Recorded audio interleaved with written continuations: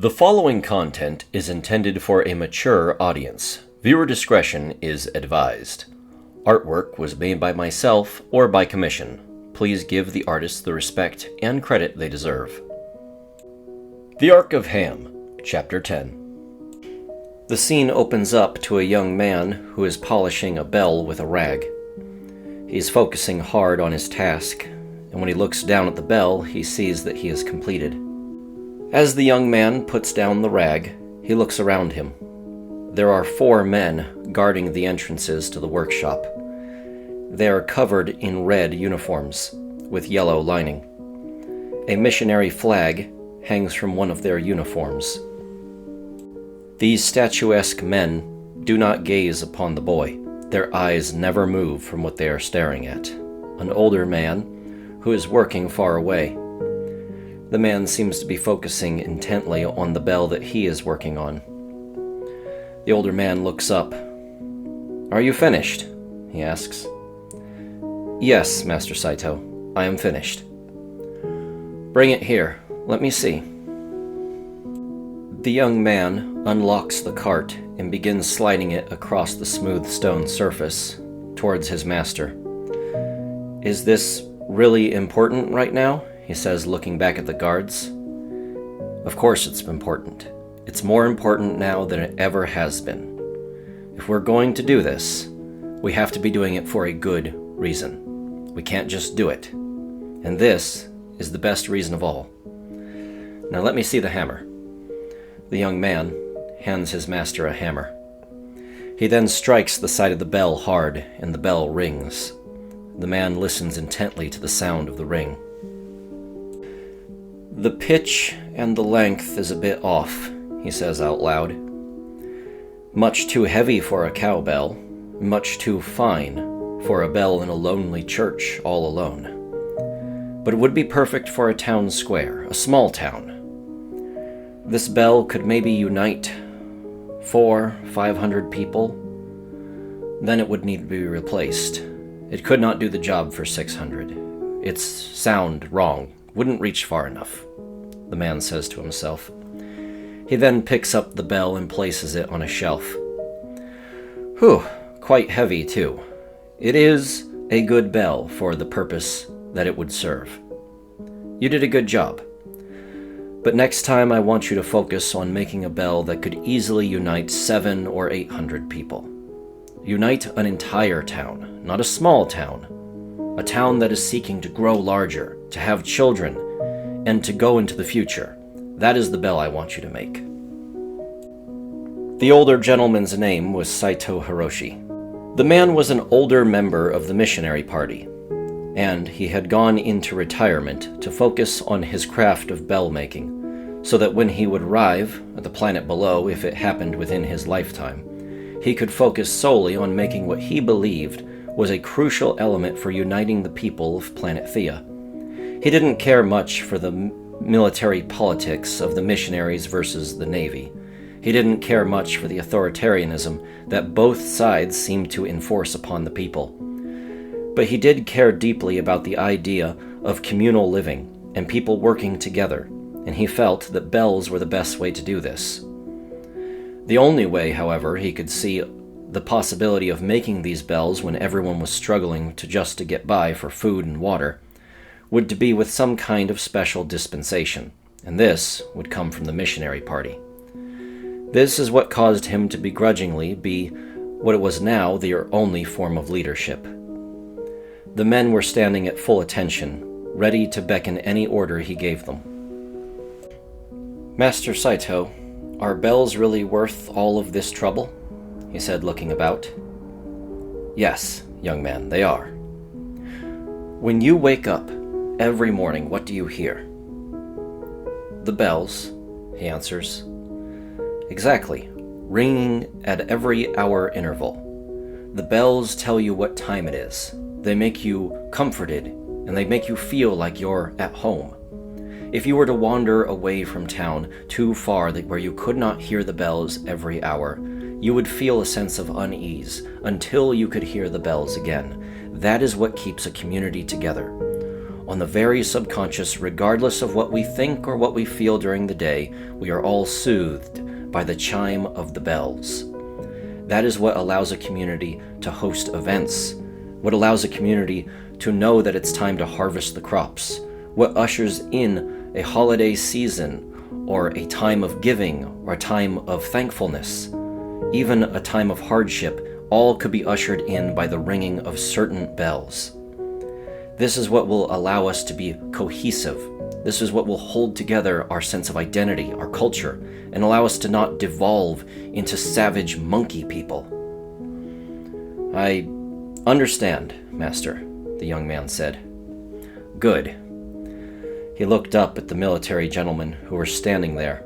They were looking at full attention, their eyes never moving. Are we ready, gentlemen? These gentlemen were not part of the ragtag civilian militia that the missionary party had managed to cobble together. These were elite soldiers, members of the missionary secret police that operated within the shadows. They were proud to finally be wearing the bright red and yellow colors of their belief. Their military uniforms draped down their bodies. They called themselves redcoats in the deepest meaning of the word. One of the men responded to Mr. Saito's inquiry by opening up the door, where a man was standing at full attention. It was unknown as to how long the man was standing there, maybe minutes, maybe hours. His face didn't display any signs of fatigue or frustration. There was no signs that he had just walked up or that he was surprised by the door's opening. His eyes simply were locked in place, staring forward into the room, where he then began to walk forward a bit. Once entered the room, the door closed, and a package in his hand was handed to Mr. Saito. It has arrived, sir. We are prepared for you now. Here they are, Mr. Saito said. Do you see them, boy? This is how we're going to do it. What are they, Master? Mr. Saito cleared his throat for a moment. These are apparently implant chips placed into the skulls, into the very brains of those who had once led the ship in years prior. This is the chip for engineer number 1 and the chip for engineer number 2. Although they called them engineers, they are captains in the highest order. They had control of this ship in ways that we could never have control of it without these chips. Both the chips had been placed into some kind of casing, which allowed them to be compatible with the man's personal device. He pulled out his passport and pulled off several components from the passport, then plugged in 2 of the chips. And with 2 of them, I can override this Captain Ham. With 2 of these chips, the ship is now under my control. I am the captain of Pangaea. The scene shifts to outside of the workshop, where hundreds of old, rusty, junked robots are simply sitting on the ground. They're slightly damaged from the years of sitting disused, but otherwise than that, they are fully operational. So the small amounts of dent and rust not accumulating to the dysfunction of the machines. Here they are. Is everything prepared? He asked. Yes, sir. All batteries armed, all machines ready. They're only awaiting your order. Very well, then, he said, looking at his personal device. He placed a small, strange collar around his neck. I hope this is the right collar, he said. I would hate to be enslaved to myself. He then focused on his small personal device, which was now reading his brainwaves. All units rise, he ordered the machines, as they all began to light up and rise off of the ground on their legs. These were by no means high-quality robots. They were older models from planet Earth, and now they were so aged that their movement was stiff and rigid. Their joints lacking lubrication, they squeaked and cried as they moved. The modifications that had been put on them were nothing more than primitive laser weapons, machine guns, and the like. Some of them weren't even designed for combat. Some were simply covered in rudimentary armor for carrying men on their backs while the men operated machine gun turrets. This is how we're going to do it. With these operating as a mobile hardpoint, we'll be able to push into the inner guts of the ship. he said out loud. Saito Hiroshi acted a bit frantic as he started looking through the options that were now displayed on his personal device. I can do so much with this, he said out loud. I can control things I would have never been able to control before. Let's see if these collars worked.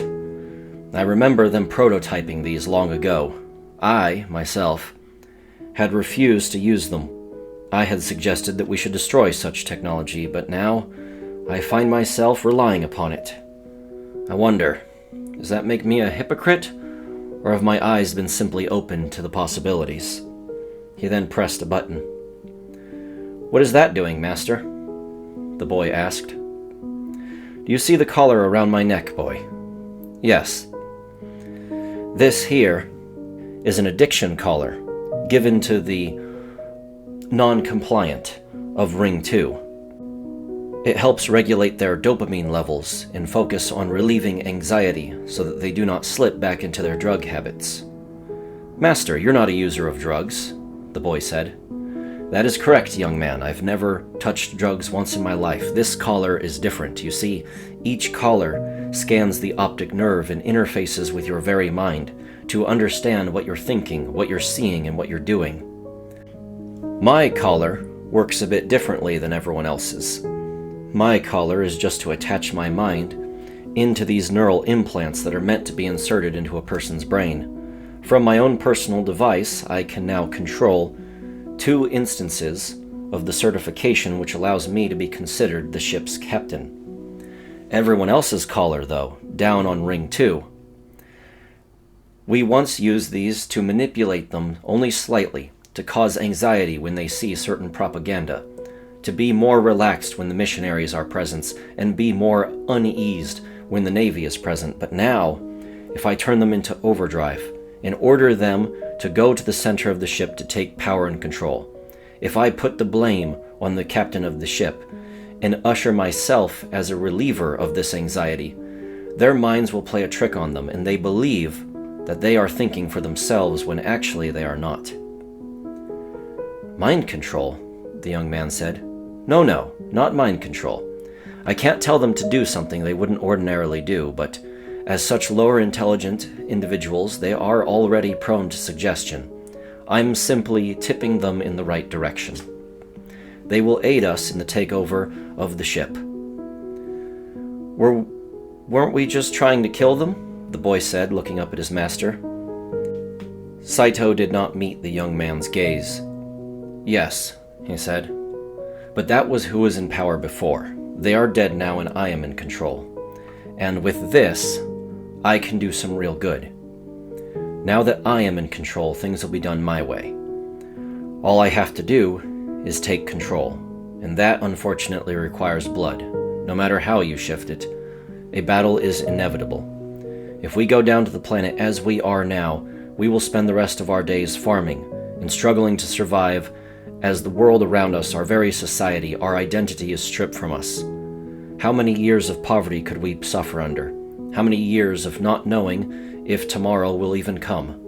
We can skip all of that by just focusing on installing bells, installing a sense of community, installing a sense of caring for one another, and that can happen through the missionary party. And now that I am in control, I can make it happen. The young boy shook his head up and down. Oh yes, Master. Of course, Master. With the push of a button on his personal device, he was now in control of every single old junked robot that had once staffed the vessel, along with all of the poor and ignorant dissidents of Ring 2. Those of you who can hear the sound of my voice, follow this one command, he said out loud. We are going to the center of the ship, and we are taking control. This will be the distribution of wealth and resources. This will be the guarantee that you will land in appropriate locations to offer yourselves the greatest possibility of farming, the greatest possibility of having food and clean water, the greatest possibility of having a future. Our destinies will not be left up to random chance. We will take control, he said out loud. Now, muster at mass. Go up the columns Go up the spokes, and meet us in the center of the ship, where we will take the Pangea for ourselves." He then unleashed the button with his thumb, allowing the transmission to end. He watched as every single robot now within his command began slowly moving towards the rail lines in order to board trains and make their way up to the center of the ship. He looked at some more men who were standing at full attention. "Well, you heard my order. We're moving out." The scene shifts to Ring 4. A large council of elves are loudly voicing their opinions at one another, while Ham stands amidst all of them. He was preparing to leave Ring 4 and go back to the center of the ship. He had been nice enough to stay a day or two, and had enjoyed the elven culture as well as the elven food that was abundant and readily available. But it was time for everything to get a move on. It was time for the ship to land, after all. At least, that's what Ham thought. He was standing betwixt two elven women who were still arguing back and forth. The merit of their arguments was one of a theological order. Humans, at least in the elven view, were utopian creatures made by the divine powers. Evidence of this was sitting right by them. Vaticini Adei Verti, or Vicky, as she liked to call herself, was sitting upon the first throne, who was standing stoically nearby, the second throne standing at his side. They pointed at the holy deity. "There is an angel sent from heaven to seed this world with more humans. Clearly something has gone terribly wrong," said one elf. "Yes, but this does not mean that we are the cause. You are the cause," she said, pulling up a large book and pointing to several pages. "During a skirmish, it is said that when blood falls upon the ground, you are to wait no less than 10 years before seeding the land, and you seeded it on the 9th year. You are the one who has potentially spread chaos and disorder. Like an infection, it has taken over the humans, which is very clear by the images we all saw. There are many skirmishes that have taken place in our care. Yes, that is true, but there are also skirmishes that have taken place in other elven care, and they too have seeded the ground far too soon after blood had been spilled. You cannot simply blame us just because we are the most recent example of us not observing the farming theories of the past, and there is no guarantee that this is the cause of the spread of the human sickness. After all, the very book that you are reading from is all theoretical farming techniques. It is not guaranteed that this is what spreads chaos and disorder amongst humankind. Perhaps they simply brought it from Earth, and they need to have it purged from their systems." An elder elf slowly rose from the crowd. She stood up at her full height, something she wasn't able to do in the weeks prior, but now that gravity had been lowered to that which they would experience on Thea, she was able to stand once more. The pressure eased from her joints and back. She banged her heavy staff on the ground and made everyone be silent. "I've reached my limit for this silly blame game," she said out loud as she began to take her place amongst the middle of the room. "Yes, we are all probably to blame in our own way. Perhaps we have mishandled the fields, mishandled the livestock, spread hate and pain into the very food that humans ingested, and as utopian creatures, their systems were not designed to filter out such sickness. We are elves. This world that we are all going to, it's designed for us, and we are made for it in kind. Made together like the rainforest and the rain, woven together as one. We shall live upon this world, and it shall be our own utopia, but humans will be out of place. They cannot survive the claws of wildlife. They cannot hope to struggle against the forces of nature itself. Earth was designed perfectly for them, and they designed perfectly for Earth, much as we were designed for this new world. So, Let us be the shepherds we were meant to be and usher them into Eden once more. We will make a utopia for humankind, and humankind will thrive under our care, she said clearly. She then banged the staff one more time. I want to hear no more of these arguments for whose fault or who is to blame. It is our duty to clean up the mess, she said quite clearly. Ham looked up with a blank expression at the two elven women who were arguing. Oh, good. Y'all are done fighting back and forth about your religious whatnots? He said clearly. I have just about finished all of my work. Looks like I finally get to go into retirement. That sounds awesome to me, he said out loud. I'm going to go ahead and head up to the front of the ship and get everything ready for the landing procedures. Stay away from the giant red lines on the ground, unless you want to die, that is. He then started walking confidently towards the door. Pangea, Bo, gentlemen and ladies of the archivists, and Navy gentlemen, I think it's time we all head back to our individual little spots in the ship and go ahead and go our separate ways. I think this is the last time we'll all be seeing each other. Isn't that wonderful? They all shook their heads up and down and agreed upon the plan. Yep, it was a fun adventure, sir. Certainly saw more of the ship than I ever thought I would see in my lifetime, one of the Navy gentlemen said. Vicky sat comfortably upon the first throne, patting his head, much as she would an animal. I certainly enjoyed this little adventure and got away from the skirmish that was happening on Ring 2. I feel sorry for anyone who lost their lives unnecessarily. The rest of the archivists looked at each other with a blank expression. They didn't want to tell her what they had already bore witness to. Ham, the archivists, the two Navy officers that had joined them, as well as several of the elves, were saying their goodbyes, agreeing with each other, and talking back and forth about the exact method at which they would land on the planet below, when Pangea's ears started flicking back and forth, messages flying across her screen, and she was becoming more acutely aware of what was going on around her. Ham, she said out loud, we might have a problem over here. She continued to read the messages flying across her field of view. Pangea continued to read the messages. She then got down on all fours and lowered her screen towards Ham. This could be incredibly serious, she said. She then displayed video footage for Ham on her screen. What am I looking at here? He asked. He then paid attention to what was being displayed. Stolen naval trolleys began stopping in the center of the ship. Rather than going on to move to one of the other rings, they just stopped where they were. That's odd, said Ham. There's nothing they can do there. The ship won't let them into the actual core itself.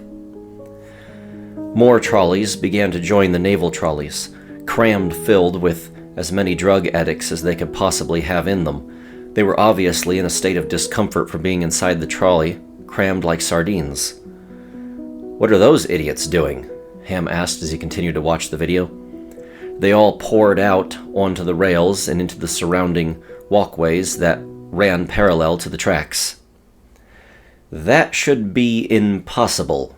That whole area isn't really habitable for human life. You stay inside the trolley. The ship is designed to keep you in the trolley. They then all clambered toward some of the switches that branched off to lead to the center of the ship for utility purposes. Ham then watched as a man walked calmly up to the main door, and the door opened for him. Hold the fucking phone, Ham said. He immediately pulled out his personal device and tried a door override. Let me see, what door is it? That one, he said. Close, he said as he pressed the button on his device. The door, however, didn't respond. Ham used his small implant and with all of his authority tried to close the door. But he was superseded by 2 authentication keys. What? Ham asked. Pangea, explain, what's going on? I think They have two of the guiding chips. They have two of the authorization chips that allow them to be captains of the ship. There's nothing anyone can do to stop him. What? Ham asked. Pangea, what are you talking about? Ham got serious. They have two of the chips, chip number 1, if I'm reading the ID correctly, and chip number 2. So yes, they have full access to the entirety of the ship. You don't have the ability to override their authority. The hell I don't, Ham said. Those chips should be deactivated. Their owners died. Pangea continued to read the information. I'm sorry, Ham, that's not how it works. The chips are hardwired to think that the owner is alive. They were embedded in the owner's skull. There's no way anyone else would be willing to take the chip and embed it in their own skull, after all. They must have found some kind of workaround to get the chip to function. And with two of them authenticating each other, the number 3 engineer doesn't have the authority to override the number 2 and the number 1 engineer if they both agree on something. Ham thought about things for a moment. What about the number 4, number 5? What about all the other engineers? Pangea shook her head. It doesn't work that way. They have supreme authority. Chip number 1, authenticated by chip number 2, has complete control of the entirety of the ship. You have no ability to override them. So you're saying there's a numerical priority in the engineer chips? Pangea confirmed. Yes, number 1 is the primary engineer. He has to willingly allow the next engineer to operate. And that goes forth for every single other number. You're above number 4 no matter what. Number 4 is above number 5 no matter what, and so on and so forth. It's kind of expected that you not all be operating at the exact same time. It's kind of expected for engineer number 1 to die and then give command to engineer number 2 in the event of an emergency. But that's not how things went down on this ship, of course. We only needed 2 engineers, and they were both alive at the same time.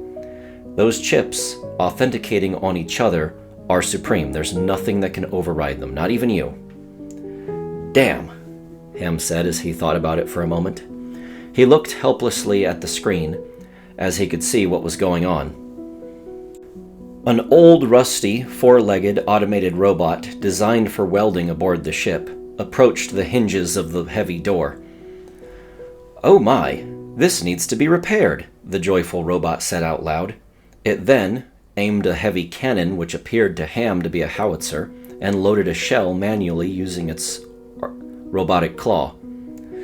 "Who the hell armed the various maintenance robots of the ship?" he asked out loud. He then remembered seeing a Navy machine gun mow down some people on Ring 1. Oh yeah, they've probably been doing this for a long time. He then watched as the happy robot fired the howitzer at the door, nearly taking it off of its hinges. "Oh my, the door has not yet been repaired," the happy robot said as it loaded another round. Once it fired off the final hinge and the door clattered to the ground.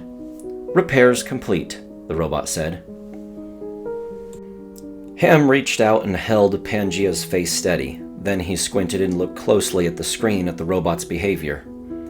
"Oh shit," Ham said out loud. "They have not altered those robots' programming, they've simply changed around the assets for what they're trying to identify. That robot doesn't think it's in combat, it thinks it's repairing the ship. It's probably going to rip off any door it finds just for the point of ripping it off. Who knows how they've programmed these things or what they're ordering them to do." Ham began furiously tapping on his personal device. "I should still have control of the ship myself, as long as I'm not contesting them. Is that correct, Pangea?"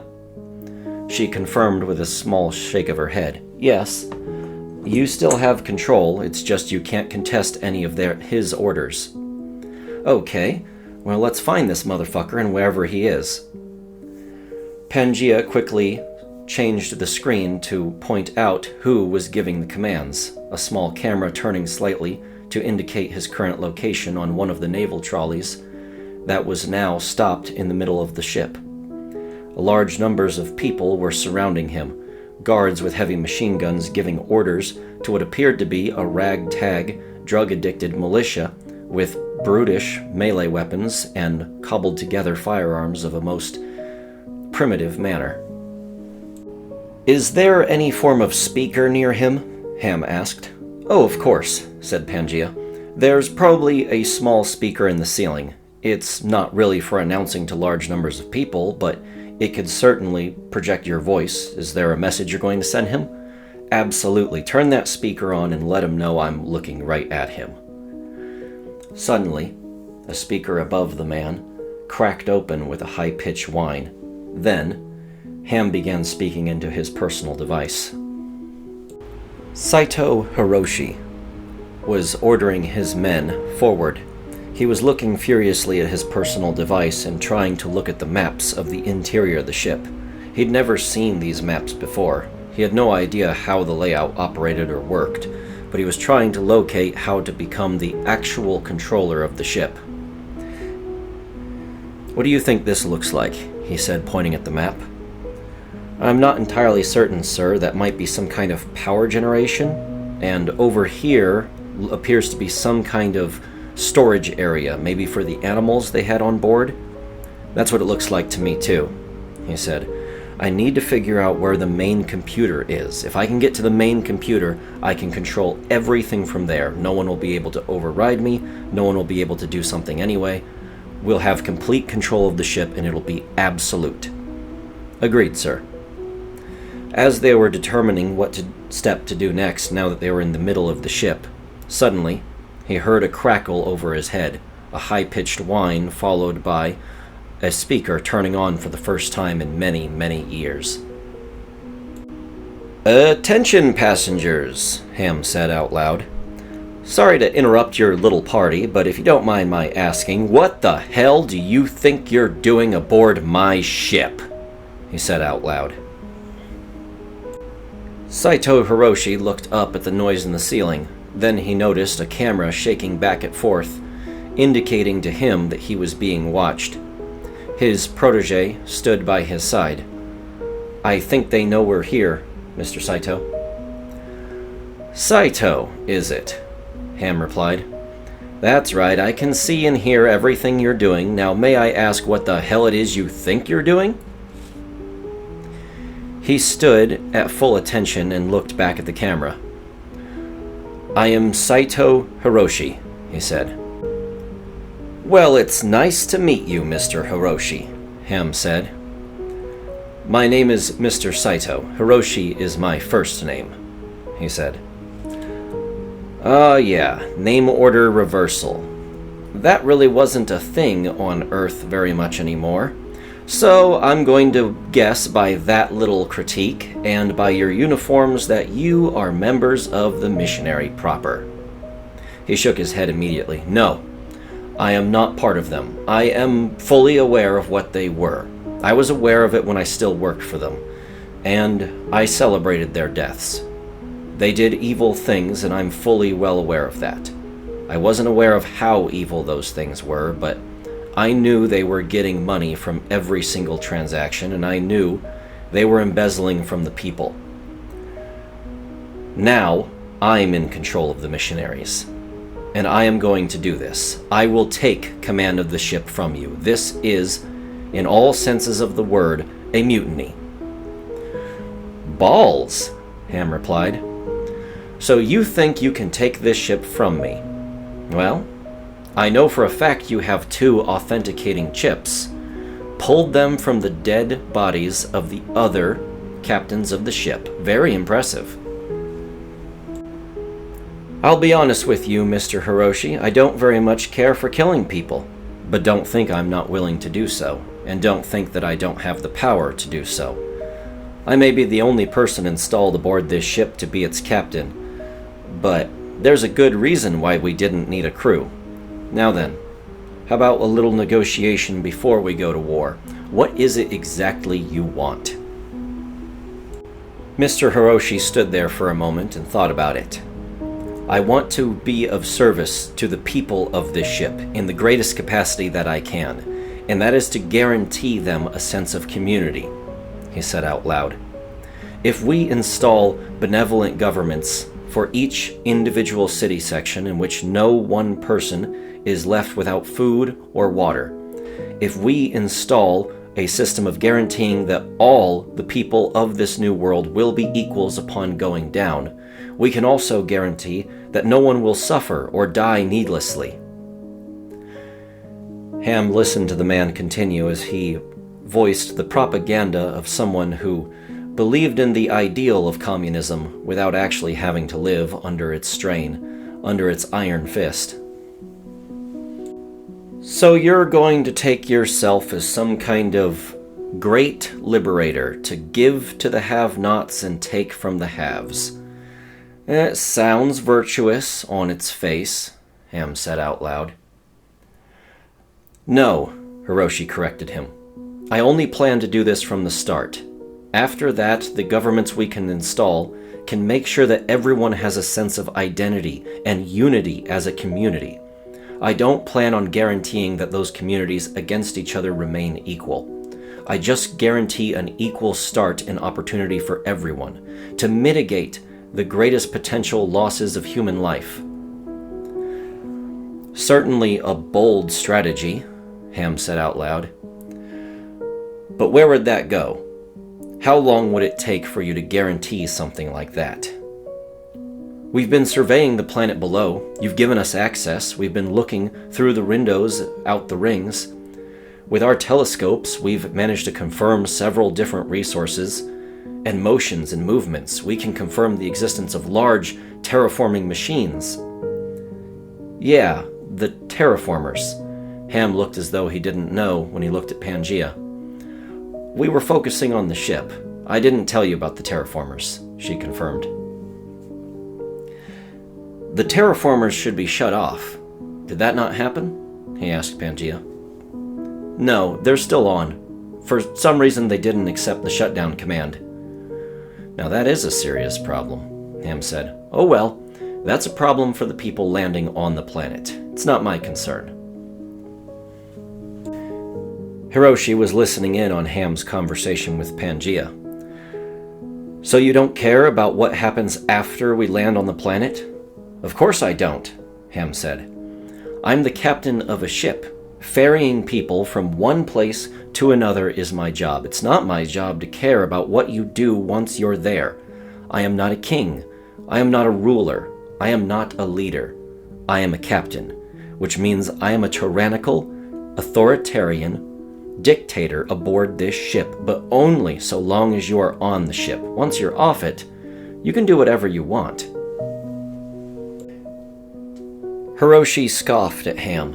What a waste of opportunity. You're just going to throw everyone on the planet and just let us figure it out for ourselves? This is the time we could create organization and order. You had over 300 years to do that, Ham said. And if you don't mind me saying, it looks like you didn't do it very well, Ham confirmed. There were hidden powers at B, said Hiroshi. Hidden powers at B made up of passengers working with a nefarious group from the core of the ship. That nefarious group only a few hundred strong, so I highly doubt they could have that big of an influence, even if they were operating from the shadows. Whether you like it or not, the ship as it is currently formed is the result of humankind not being able to work together once again and making their own decisions. And this is our opportunity to fix that, said Hiroshi.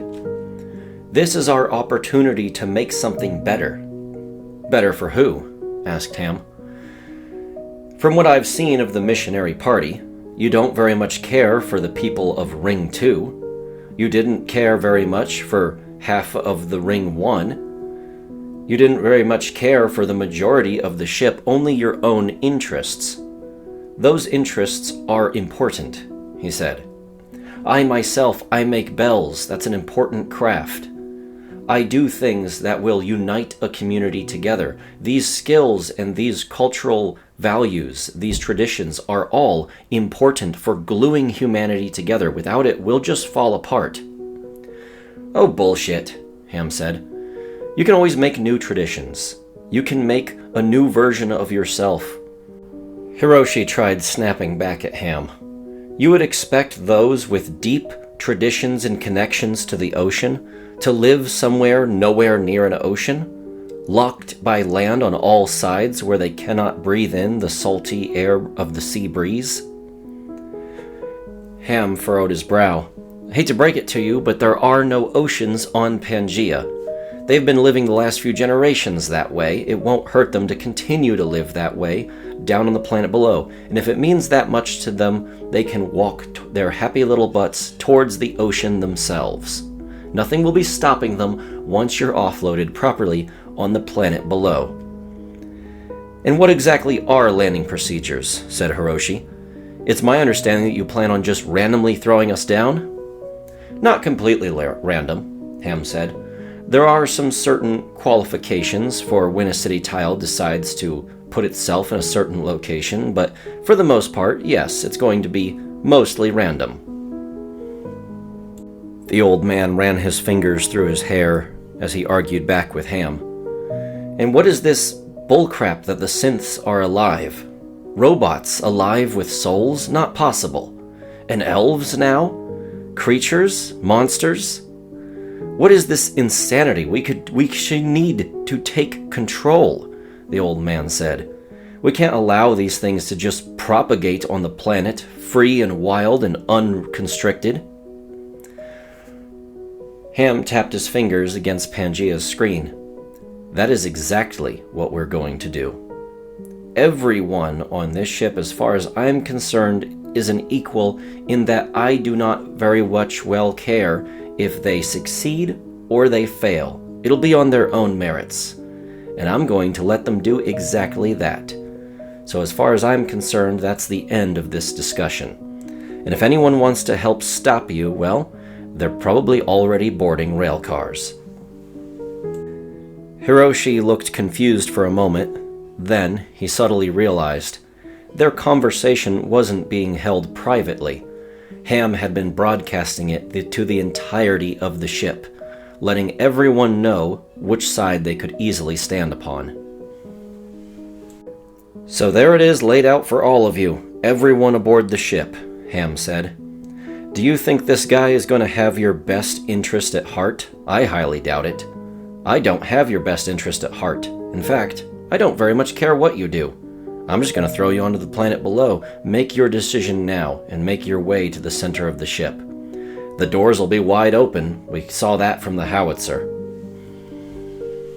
Hiroshi used his authority through the 2 chips in his personal device and cut off Ham's transmission completely. The entire ship was now cut off from communications with the other rings. The projections that had been forecast in the sky, allowing them to look upon the other rings to get a dose of what they were in for on the planet below, were suddenly silenced. This is bad, Hiroshi said to himself. Everyone prepare yourself for an assault. I imagine the Navy's going to have something to say about all this. He ordered his men to begin rushing into the middle of the ship as fast as they could. His young protege took to his side. Mr. Saito. Yes, he said, looking down at his young protege. What do you want me to do? Just stay close, he said out loud. I want you to see this moment and understand the value of it. It's likely you're going to have a lot of responsibility and power once we do what we're going to do here. And I want you to take it very seriously, so stay close, he said clearly. Grand Admiral Phillips, on Ring 1, immediately set into action. He had crowned himself the Grand Admiral of the Navy, the supreme authority, and all would, under his guidance, thrive or fail together as one. He immediately began barking orders and getting trolleys pulled out of their docks and stations. They were still reeling from the skirmish that had gone between them and the missionaries, and he had thought it over with the takedown of the missionary proper. The missionaries themselves had been left leaderless and aimless, and he was hoping to avoid the majority of casualties that could happen from a lengthy war. The precision strike filled him up with pride and joy that he wouldn't see so many of his fellow Navy officers dying, and he wouldn't have to take the lives of so many. But now, this was a fight for the ship itself, and whoever won would win completely. There would likely be no more Navy if he didn't act now. He gave the order, and the trolleys began to ascend the spokes towards the center of the ship. Every Navy officer he could muster, in good health and fighting condition, was now heading towards the center of the ship. On Ring 2, there were many other transportation trolleys, well kept, shiny and clean, as though built for only this one purpose. The archivists sat filling these trolleys halfway, with rough and tough individuals from the organized crime groups known as the Mafia and other gangs, filling the other half of the trolleys. The gleaming armor of the archivists shined and glowed as they sat next to the well-suited gentlemen holding machine guns. "Thank you for joining us on this assault, gentlemen." One of the powerful Mafia bosses lit a cigar. "I had a friend who wasn't any sort of thug, a normal civilian, just like we all pretend to be," he said, flicking the ashes from his cigar. "When the missionaries did their little attack, they were struck in the opening moments, didn't even have a chance to realize they were about to die. I ain't doing this because it's the right thing to do. I'm doing this for revenge," he said as he put the cigar back in his mouth. "Regardless of why you're doing it, it will aid us greatly, and will aid us in returning home the holy deity. We do not fear for her safety. We know she will be unharmed. But she will be unharmed because of the actions of our blades," he said, unsheathing his sword. For all the elves across Ring 4 who had seen the broadcast, they quickly deduced that this was the group responsible for the devastation across most of the ship. "These humans must have gone insane," some of the elves said, looking up into the sky before the broadcast was shut off. They walked into their homes and, with a somewhat stoic nature, picked up large wooden swords off of the wall. They looked at each other almost like they were feeling sick, already remorseful of what they were about to do, and they began massing around the various points to go to the center of the ship. "I've never gone to the center of the ship before," one elf said. "Neither have I, but I imagine we should." Back where Ham was now standing in front of Pangea's face, and she was beginning to rise herself back to her full height. He looked around the room at the elves who were staring at him in a gasp. "What should we do?" one elf asked. I don't know. The humans must have lost their minds. We have to take control. We have to help them. But help them could induce hurting them. They're frantic, and you saw that they have weapons we can't even understand, with ancient human technology forged into them." "I know that," said one elf, "but we need to." Suddenly, a loud bang on the ground from the old woman's staff silenced all the elves in the room once more. "Captain Ham, the elven kind is at your disposal," she said, slowly kneeling. "Order us to war, and we shall clear a path." "That's the kind of attitude I like to hear," Ham said, clapping his hands together. The old woman looked up at him once more. "What do we need to do to get you to be captain of the ship again?" Ham started thinking about it. Well, his goal, even if he doesn't realize it yet, is to take control of the ship's main computer. If he manages to get to that, it's probably going to be all over for us. This ship has some very uncomfortable features that it'll make it very easy for him to use from that location. Right now, he's stunted by having to go through what I assume to be some kind of controlling device with those 2 chips to authenticate everything, and that's going to slow him down considerably. But if I can make it to the center of the ship first, I can pull all kinds of uncomfortable strings. Ham then started to build a plan in his mind. In fact, I don't need to make it to the center of the ship. I just need to make it to one room in particular. So, are elves any good at fighting? He said out loud. The elves all began to chuckle and laugh at each other. Unfortunately, yes, we are probably more skilled than humans could ever be built for. After all, humans aren't really designed for fighting like we are.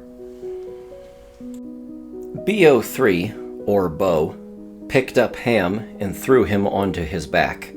Then he started to walk on all fours. I can't believe you managed to mobilize the entire ship in one conversation. Ham took the compliment with a little bit of pride. Well, I didn't have any guarantee that they would actually work together or start mobilizing against the missionaries, but I was betting on them hating the missionaries enough to do something about it. Now that we're not in contact anymore, though, all we have is Navy radios and stuff like that to try and communicate and organize ourselves together enough to get to the center of the ship. Hopefully that won't be too difficult, Ham said out loud. The elves were beginning to arrange themselves, throwing small pieces of armor, spears, and other tools back and forth. Ham was watching them. Everyone was chill one moment, and now they're just ready to go to war. Jeez. That's the kind of power I do not like having, Ham said out loud. You wield it well. You're not very masculine, but you do have an unmistakable aura about you. It's very intoxicating, Bo said. Wait, what? Ham asked. Within the core of the ship, the synths had to mobilize immediately. They hadn't been alerted by any silent alarms to Hiroshi's actions, because he was using his authenticating chips to prevent any silent alarms from ringing. He was giving himself full leeway and authority to do what he was doing. But the synths were not on the ship's system. Hiroshi didn't understand this. He didn't fully believe they were fully sentient creatures capable of their own free will. And when they witnessed Ham and Hiroshi's conversation, they immediately stepped in to mobilize.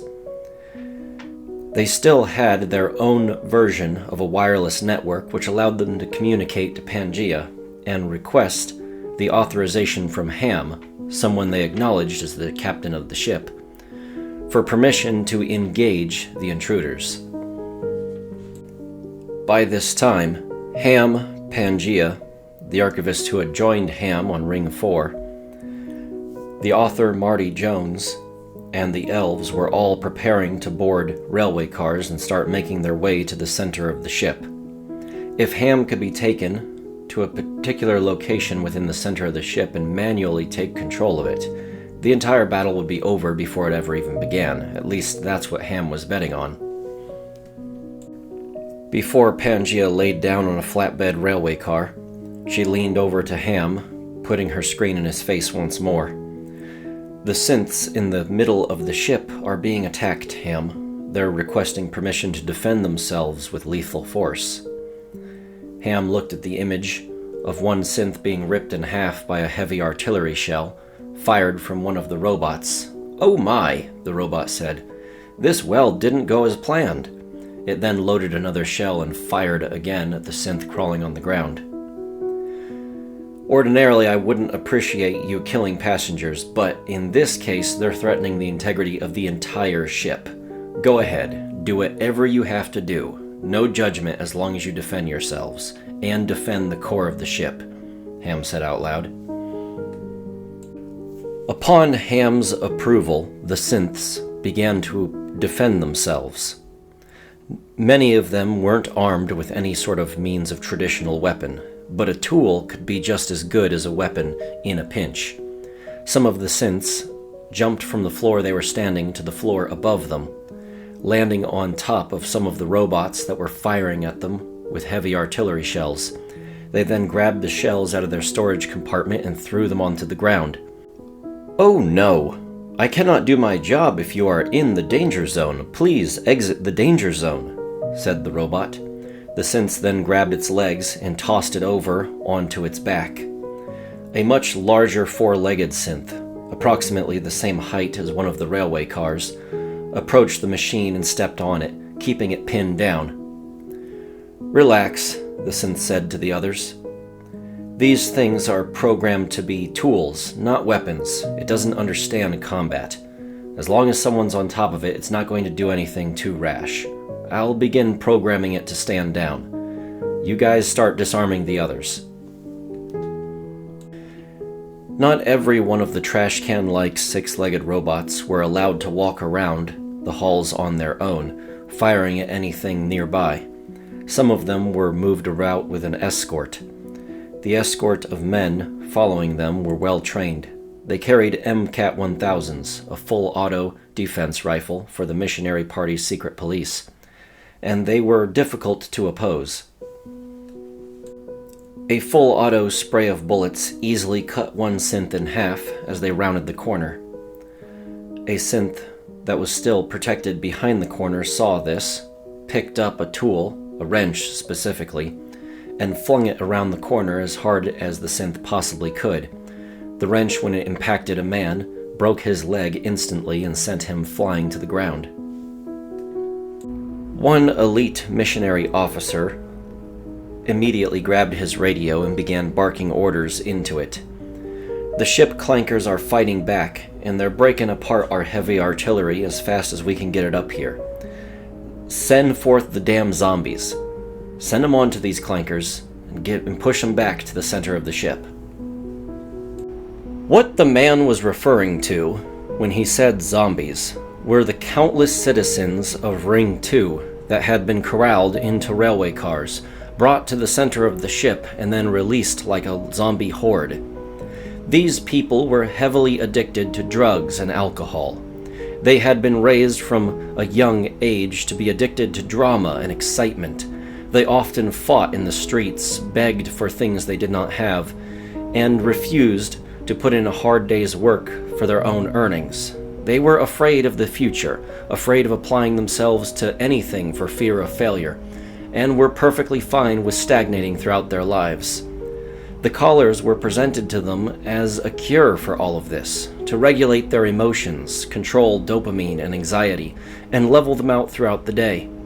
The sad truth was the collars did exactly that, but a bit more. The collars also scanned their optic nerve and made certain that they would feel a little anxious when looking at the wrong things, and a little too good when looking at things that benefited the missionary party. When staring upon a Navy flag, these individuals couldn't help but feel like their skin was crawling, like something was off. And when looking upon the missionary party flag, finally at long last, they felt a euphoria, the pain in their joints easing just a little bit, their minds no longer racing or looking for something to do. Finally, they were relieved. These collars were nothing more than insidious mind control devices, whispering in their ear and causing them to feel like they were enraged. Every single individual one of these people truly believed in the deepest dwellings of their heart that the missionaries were somehow the good guys in this conflict, despite the fact that they had just been systematically targeted by the missionaries, and many of them knew people that they lost in the early moments of the missionary attack. And yet, still, they supported them. The collar whispered to the countless numbers that were exiting the trolleys and beginning to make their way through the halls. A whisper so quiet it couldn't be heard. A whisper so faint it couldn't be detected by any form of medical equipment, and yet, the whisper was so powerful. Suddenly, hundreds of these drug-addicted individuals went into a blind rage. They began storming down the hallways.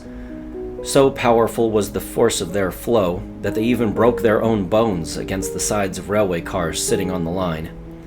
Some of the synths, as big as railway cars themselves, were overwhelmed by the sudden surge of these zombies.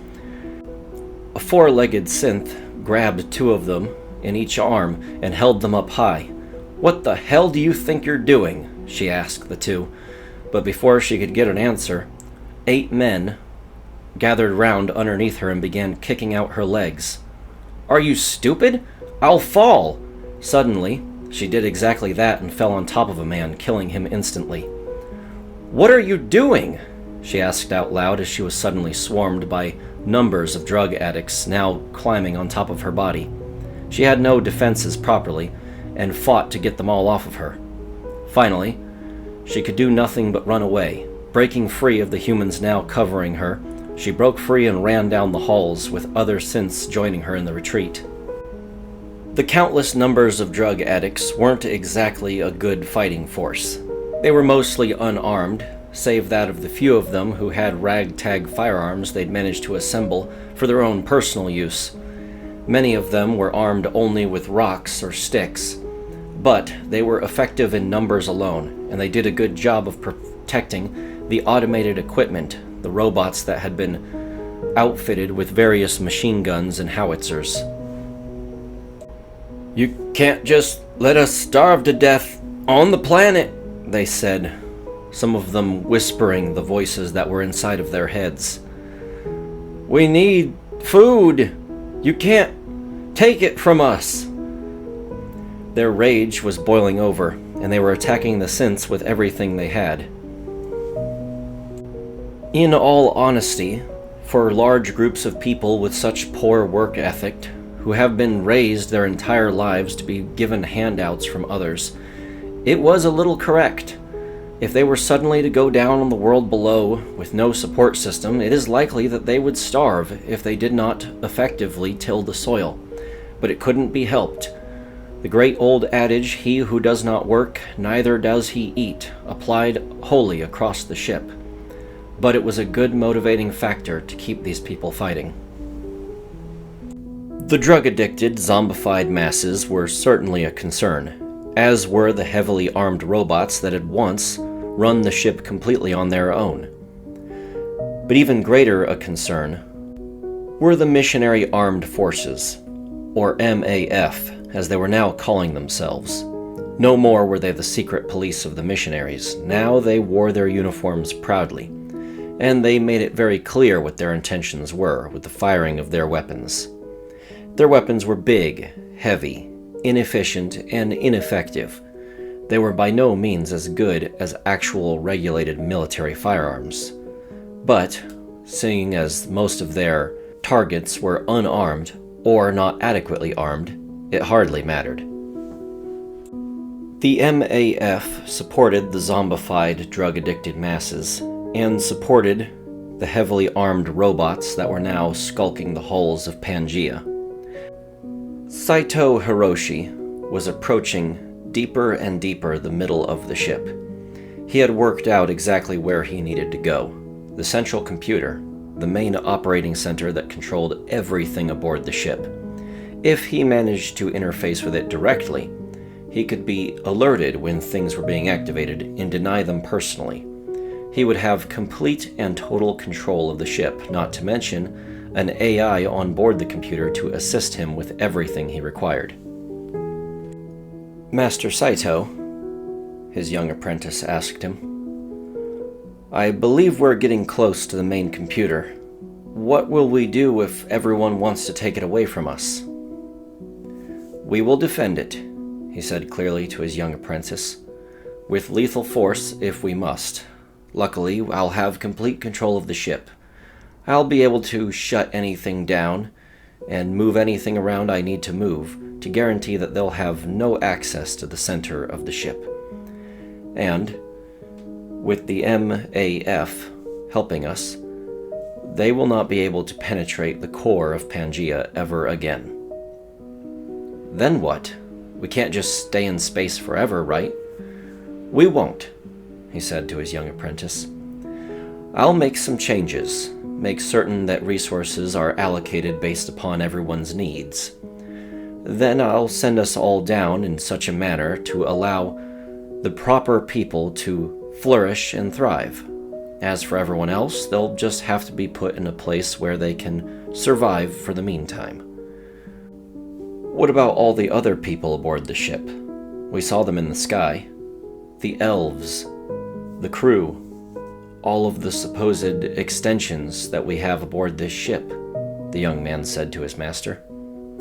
"Never mind about them.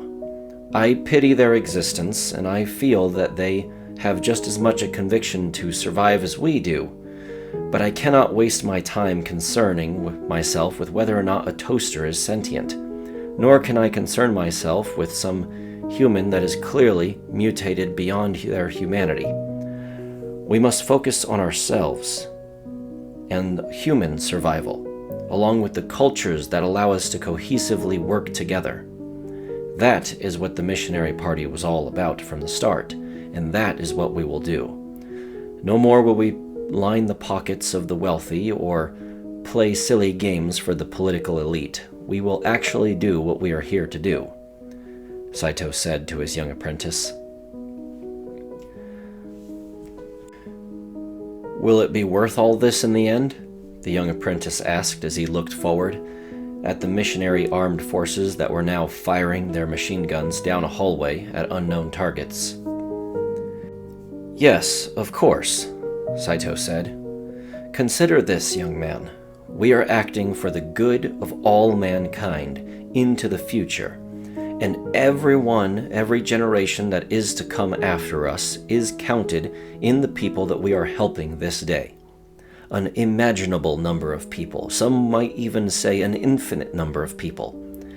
And when you consider the good we'll be doing today, it outweighs any wrong we might have to undergo in order to verify and keepsake the safety and the future, the cultural enrichment of all humanity.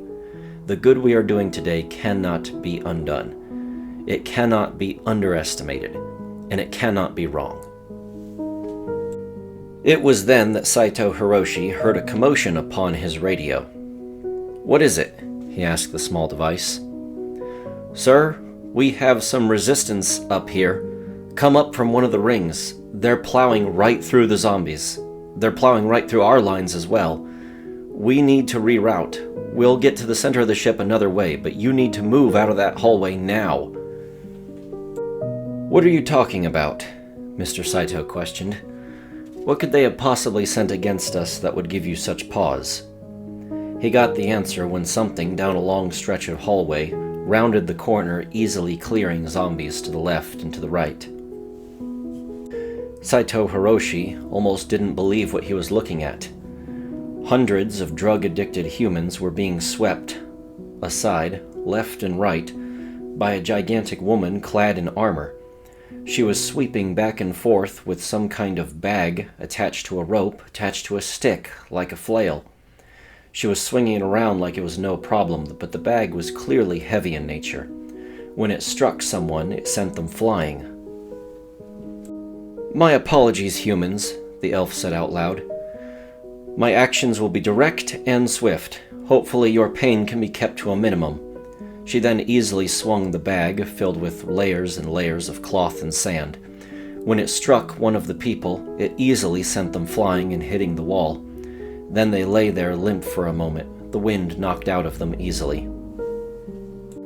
Wrap her by the socks, have her kissin' the remans, said one of the drug addicts. His slang was so difficult to understand that the elf had no idea what they were planning. 5 of the men jumped down and grabbed onto her legs, trying to trip her down and then gang up on her.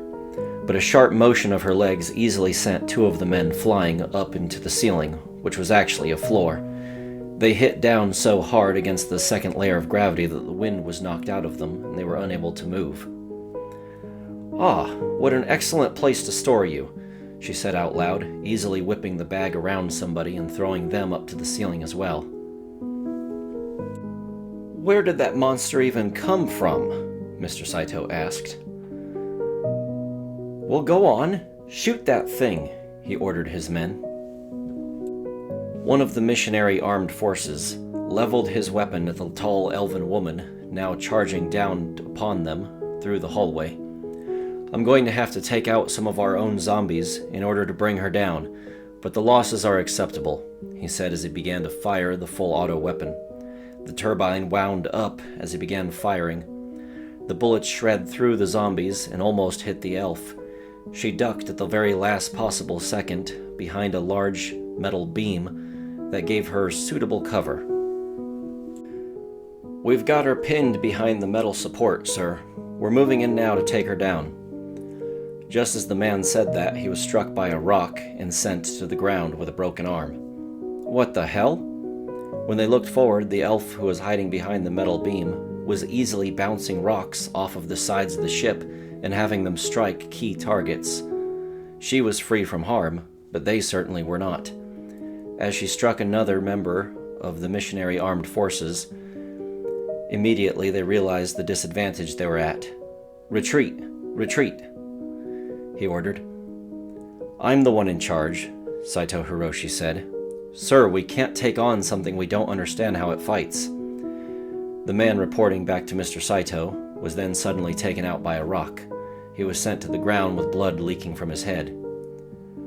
"All right, maybe we should retreat," Saito said as he grabbed his protege, and they began to retreat back to Allied forces. The elven woman, having managed to knock down all of the people around her, and forcing the missionaries into a temporary retreat down the halls, looked around at all the bodies surrounding her. "Well, it looks like I did a good job. Come on out," she said out loud. A synth made itself known through one of the small hatches, coming out and being picked up by her. She held up the small synth to her face. "Hello, hello. Mr. Ham, is that you?" The synth's screen turned on, and Ham was visible in its screen. "Yes, it's me. Did you accomplish your goal? Everyone safe?" "Yes, sir, Mr. Ham." She looked around. "No serious casualties, nothing that can't be fixed. It's a shame I had to be so violent with them." "Well, trust me, they were going to be a lot more violent with you." "Shall I proceed and pursue them?" "Absolutely not," said Ham. "My goal is to minimize the casualties taken on our side, not to increase them. So do not pursue. And remember, those bullet things I explained fire based upon line of sight. You have to stay out of the range of their weapon. Don't even let it point at you, not even for a second." "I understand, Mr. Ham. Luckily, humans seem to be quite slow moving their arms, so I can predict where he's going to point it way before he actually is able to pull the trigger thingy you explained." "Your physical abilities are amazing," Ham said. "Now, if only we could get you some technical skills, you might actually be a threat one day." "I'm not interested in being a threat," she said, lowering her large bag flail. "Either way, with the missionaries in retreat of you, you can go ahead and start cleaning up the bodies around you." "Oh, excellent," she said, picking up one of the drug addicts off the ground. "I'll start loading them up and taking them back with us. We'll take care of them from here." "I figured you would," Ham said. Saito Hiroshi was now moving as quickly as he could down the halls. He was rerouting and trying to figure out a new path to the center of the ship. His previous one had been cut off by the elf. His protege, curiously, stood by his side. "What was that thing? An elf?" "Yes, apparently," Saito said to the young man. "But I didn't think they'd be that big. They're practically monsters, giants. I thought they'd just be people with pointy ears. What the hell was that thing?" He was then looking at his personal device and finally routed through a path. "Yeah, we'll go this way. Have the big heavy artillery go first. It can clear the path." "I'll have that fixed in a jiffy," the auto welder said as it happily walked down the hall. It was looking for targets. From its perspective, it was performing repairs on the ship. But from everyone else's perspective, it was a war machine set to kill. It loaded a round and fired it at the moving target in front of it, turning out to be a synth just narrowly darting out of the way just in the nick of time. "All fixed," the robot said happily. "I'll keep this place running like clockwork." Something moved down the halls, and before the robot could react, a high-pitched whistling of an incoming object rung through the hall. Then the robot's screen was smashed, and it came falling down to the floor. Saito Hiroshi peered down the hall over the robot's mangled form to see what had done the damage. Members of the Archivist Vanguard, wielding heavy Puckle's Purge revolvers, had fired armor-penetrating shells to bring down the heavy robot. They then dropped the weapons, lifted their shields, and drew their swords. "Prepare to charge," they ordered. They then hardened their shields against the missionaries, and at full sprint began running down the halls. "It's those idiot religious fanatics," said some of the men who had taken point. They fired their weapons at the heavy shields, but the archivists were not alone. Peering up from behind the shields were several Mafia members, wielding their machine guns, firing back in return. "The archivists may not use guns, but we sure do, see?" they all said, as they fired back at the missionaries. "Sir, until another heavy gun gets up here, we're not going to be able to pierce the archivist's shields." "I know that," Saito said. "We'll reroute again. There's got to be another way through this ship. It's all just hallways and corridors. We'll find a way through eventually. Just keep flooding forward the troops, and keep those zombies on our enemies." "Yes, sir," they all said. As the vanguard surged forward with their shields up front, and the Mafia providing fire support, one of them broke off and hit its hand against a heavy metal hatch, a synth popping out to greet them. Its screen immediately turned on, revealing Ham's face. "All according to plan, Mr. Ham. We have managed to push them out of this area as well. Are you any closer?" "I'm getting there," he said. "You need to keep the pressure on him. It's kind of important he doesn't realize what I'm doing. If he locks me out of this, it's all over. But luckily, you guys seem to be keeping his full attention. Just keep him running around in circles." Missionary armed forces, armed service robots, and the countless of zombified members of Ring 2 continued to pour into the middle of the ship. However, this didn't comfort Saito Hiroshi very much, as members of the Navy were now aboard the middle of the ship. He heard it shouted out from his radio. Armored trolleys, elite task force, penetrating the middle of the ship in a specific manner to try and intercept him. "They're coming for me directly," he said to his men. "We have to fight them off. Move strategically. Make sure to not go near any rails," he said out loud. The center of Pangea was designed for efficiency and transport. Nearly every hallway was designed to be big enough to carry cargo, and nearly every hallway had floors on both its top and bottom, as well as properly laid tracks for moving large-scale equipment on railway cars, so it was easier said than done to avoid the Navy. Immediately, large groups of Navy officers, penetrating the lines with heavy armored trolleys, literally running over people if they had to, were quickly down upon the missionaries. A captain of a Navy convoy of trolleys barked orders from the top deck. "Everyone prepare. Take aim. Be certain not to take out any unnecessary targets, and open fire." The missionaries may have been well-trained forces, and they were certainly willing to pull the trigger, but that was no match for the sheer amount of in-field experience that Navy officers had. They didn't care if bullets were firing back at them.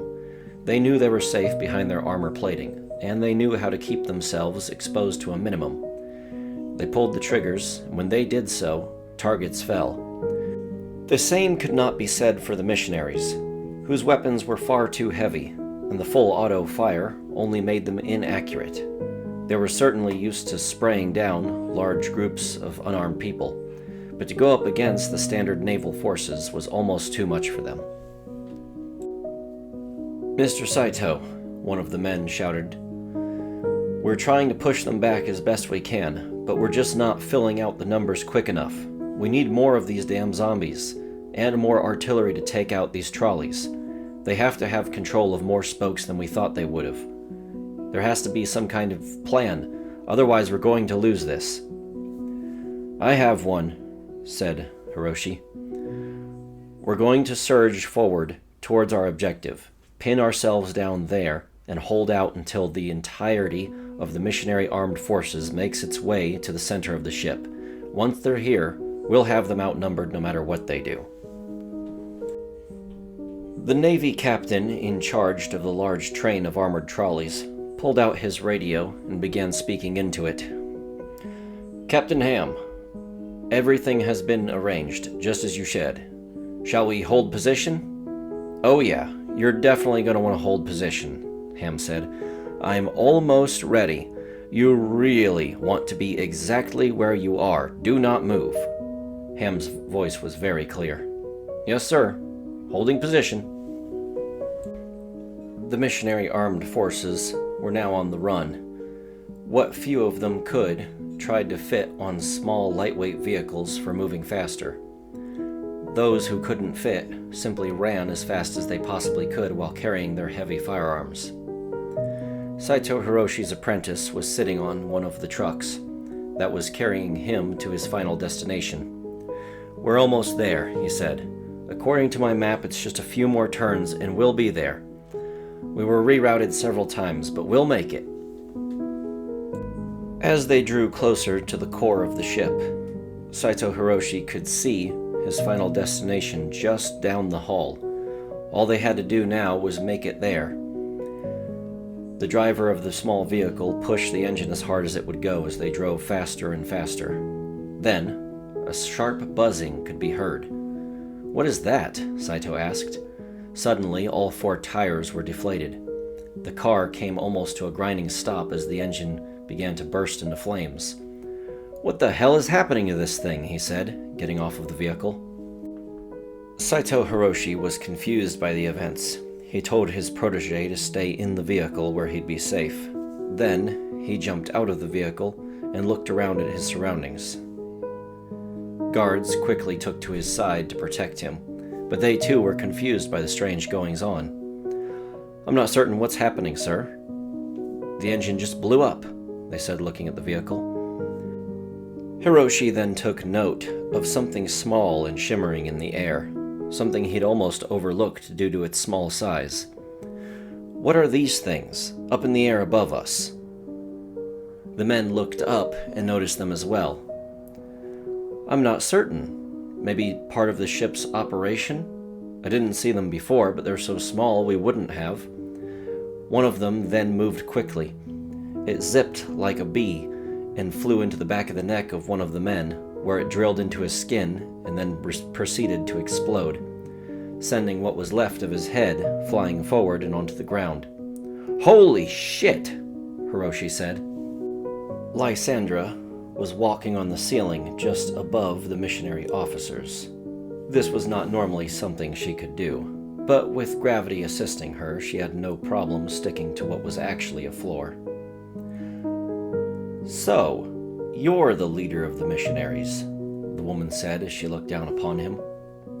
What the hell is that disgusting creature? Saito Hiroshi asked himself. Well, that's not very nice, replied Lysandra. She then pulled up a small cloth box. When she pulled back the lid, a few more little buzzing bullets flew out of the box and were ready to do her bidding. Shoot her! Shoot her! Saito Hiroshi said out loud. The men leveled their weapons and pulled the triggers. The full auto fire went as intended, but the bullets didn't seem to reach their target. Oh, come now, boys. A lady doesn't leave home without a shield on hand. She then began to slowly approach. The men, frightened by what they were seeing, quickly withdrew back towards their target. This way, sir. The main computer banks are just ahead. Once we take them, we'll have complete control of the ship. We'll figure out how to exterminate these monsters later. With that, Saito Hiroshi and all of his men retreated inside of the large computer bank room. There, they quickly shut the door, and with all of his authority, he ordered it to lock. Lysandra then tapped her finger on one of her pieces of jewelry. All right, Mr. Ham, it's all been taken care of. Are you certain you don't want me to just go ahead and kill them all? Absolutely not, replied Ham through the small piece of jewelry. If you go killing people, it's only going to make things worse. Let me be the one to do it. All right, if it's what you really want. The Spider-Woman then casually began to walk away. As soon as Saito Hiroshi was safe behind the heavy closed doors, he began looking at his personal device to see how long reinforcements were out. Only a few minutes, according to his device. Robots that were heavily armed with howitzers, machine guns, and launchers were slowly making their way through the hallways as they spoke. Railcar after railcar stopped and led off thousands of drug-addicted individuals into the hallways. The ship was beginning to be flooded with passengers making their way to the core of the ship. Everything looked, from the tablet's perspective, to be going exactly as Hiroshi planned, and yet he was terrified by what lurked right outside the door. Sir, we're getting reports from other units. They're experiencing minimal resistance. As far as they can tell, no one is attempting to fight for the ship. They're just walking about the hallways as normal. We've been the only group to experience this resistance. Likely because I'm here, said Saito. They're trying to take out the head to make the rest of the missionary party stand down. I highly doubt that would work. Wouldn't it? Said Saito. What would you do without my leadership? What would even be the plan? I'm not certain, sir, he said out loud. Exactly. And that's why they're coming after me so hard. It won't matter in the next few minutes, he said, interfacing with the computer. Soon I'll have complete control over the Pangea. Saito Hiroshi walked up to the main computer. It was banks and banks, tower after tower, of large computer module. He wasn't certain exactly what they all did, but he pulled out his personal device either way and looked for some way to connect the two devices together. There's got to be a way I can interface with this thing. Hello, the AI on the computer asked. Oh, hello there. Who are you? I am Pangea. The computer introduced itself. This was a stock, plain Jane, fully wiped version of the computer component Pangea. It was not the same Pangea that Ham had known all those many years. He had wiped what was sentient and alive from this computer bank system. Now, it was just what was left over from factory. Hiroshi grew excited. This is the moment, boy, he said, looking back at his protege. Yes, Mr. Saito. He pulled out his personal device. This. How do I interface with you? Oh, that's easy, the computer said. It looks like you have a familiar port. Please just plug in and I'll download the hardware. He plugged into the machine, and the computer began scanning his personal device. There we go. Fully integrated. So, what's the first thing I can do for you, Captain? Hiroshi couldn't help but feel a deep sense of satisfaction at the sudden control he had over the entirety of the ship. I can't believe it was really that easy, he said. He looked back at his own men, then back at the computer. First of all, I'd like to issue some travel bans. Let's prevent members of the Navy from getting to the center of the ship. There are many naval officers already on the center of the ship, the computer AI replied. But I can shut down any ability for future Navy members from boarding trolleys and coming up by just shutting the doors.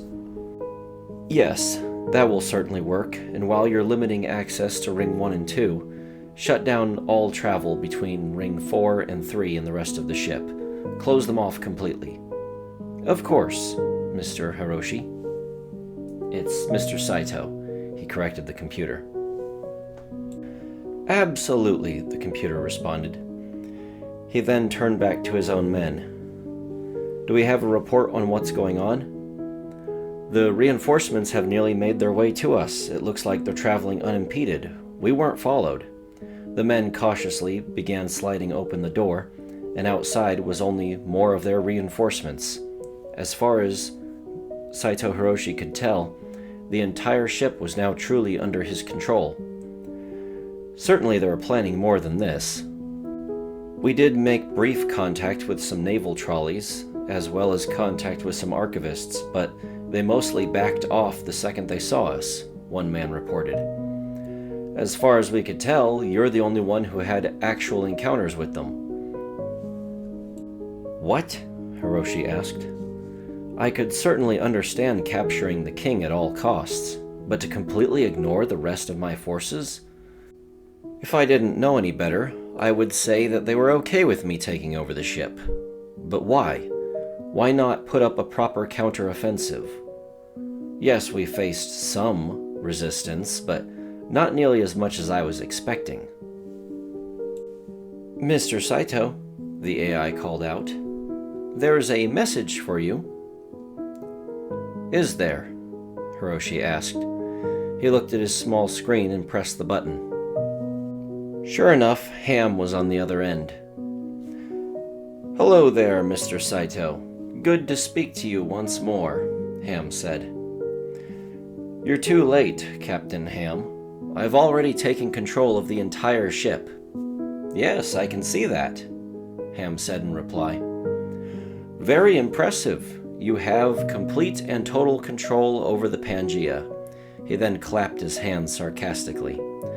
Unfortunately, you neglected to actually watch what you were doing when you were taking over the ship. You rushed to the helm. Very smart, but where I went was engineering. So I suggest you go ahead and lay down all of your weapons. Just walk away. Walk all the way back to Ring 1 or Ring 2 or wherever it is you come from. Tell your people to just call it off for now. I won't even ask you to surrender. And why would I do something like that? Right now, I have 2 of the authenticating chips which confirm that I am captain, and with them confirming against each other and with their higher priority than your own chip, I can maintain the rank of captain. Yes, you certainly can, said Ham.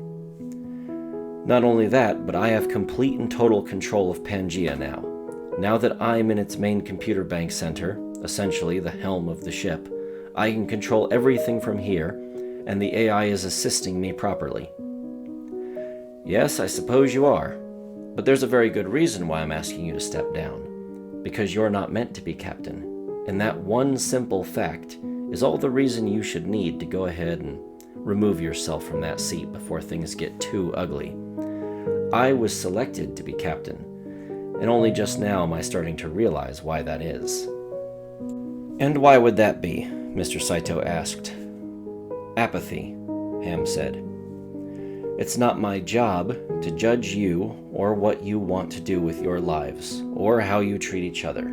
It is only my job to do my job and get you on the planet below. It's the one thing I've been saying throughout this entire little escapade of yours. Now, how about you let me do my job and just back down before I have to do something I'll regret? You're short-sighted, said Mr. Saito. With this kind of power, I can ensure that everyone is put down next to applicable resources to what they require to live healthy and fulfilling lives. Yes, I suppose so.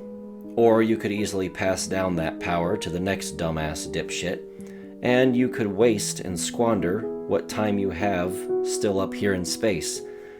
It may not sound like it, but this ship can't be up here forever. It does need to land eventually. That doesn't mean we can't solve some problems. Oh, what problems? Ham asked. Maybe the rampant drug addiction on one ring? The rampant mutation on another ring? The fact that you have to figure out how to coincide with multiple different sentient species, all existing on the same planet? You think all of that can be solved with just your rule of the ship? Let's get real, Ham said.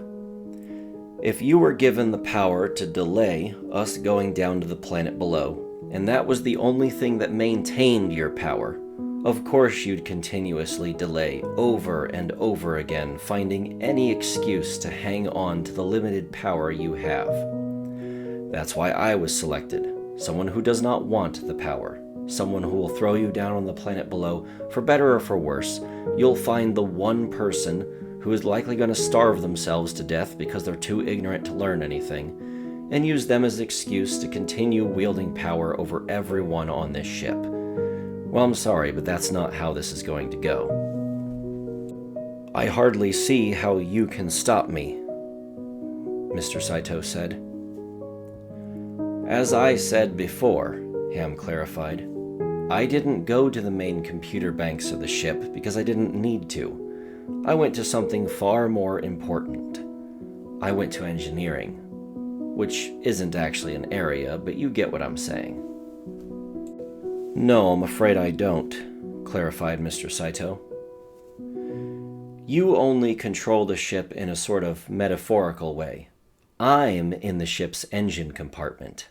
I still maintain absolute control, and I can promise you I can pull some very uncomfortable strings.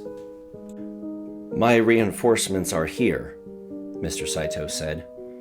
I am now surrounded with hundreds of armed, well-trained soldiers. As well, I have control of the automated staff that once frequented this vessel and kept everything running, armed to the teeth with howitzers and machine guns.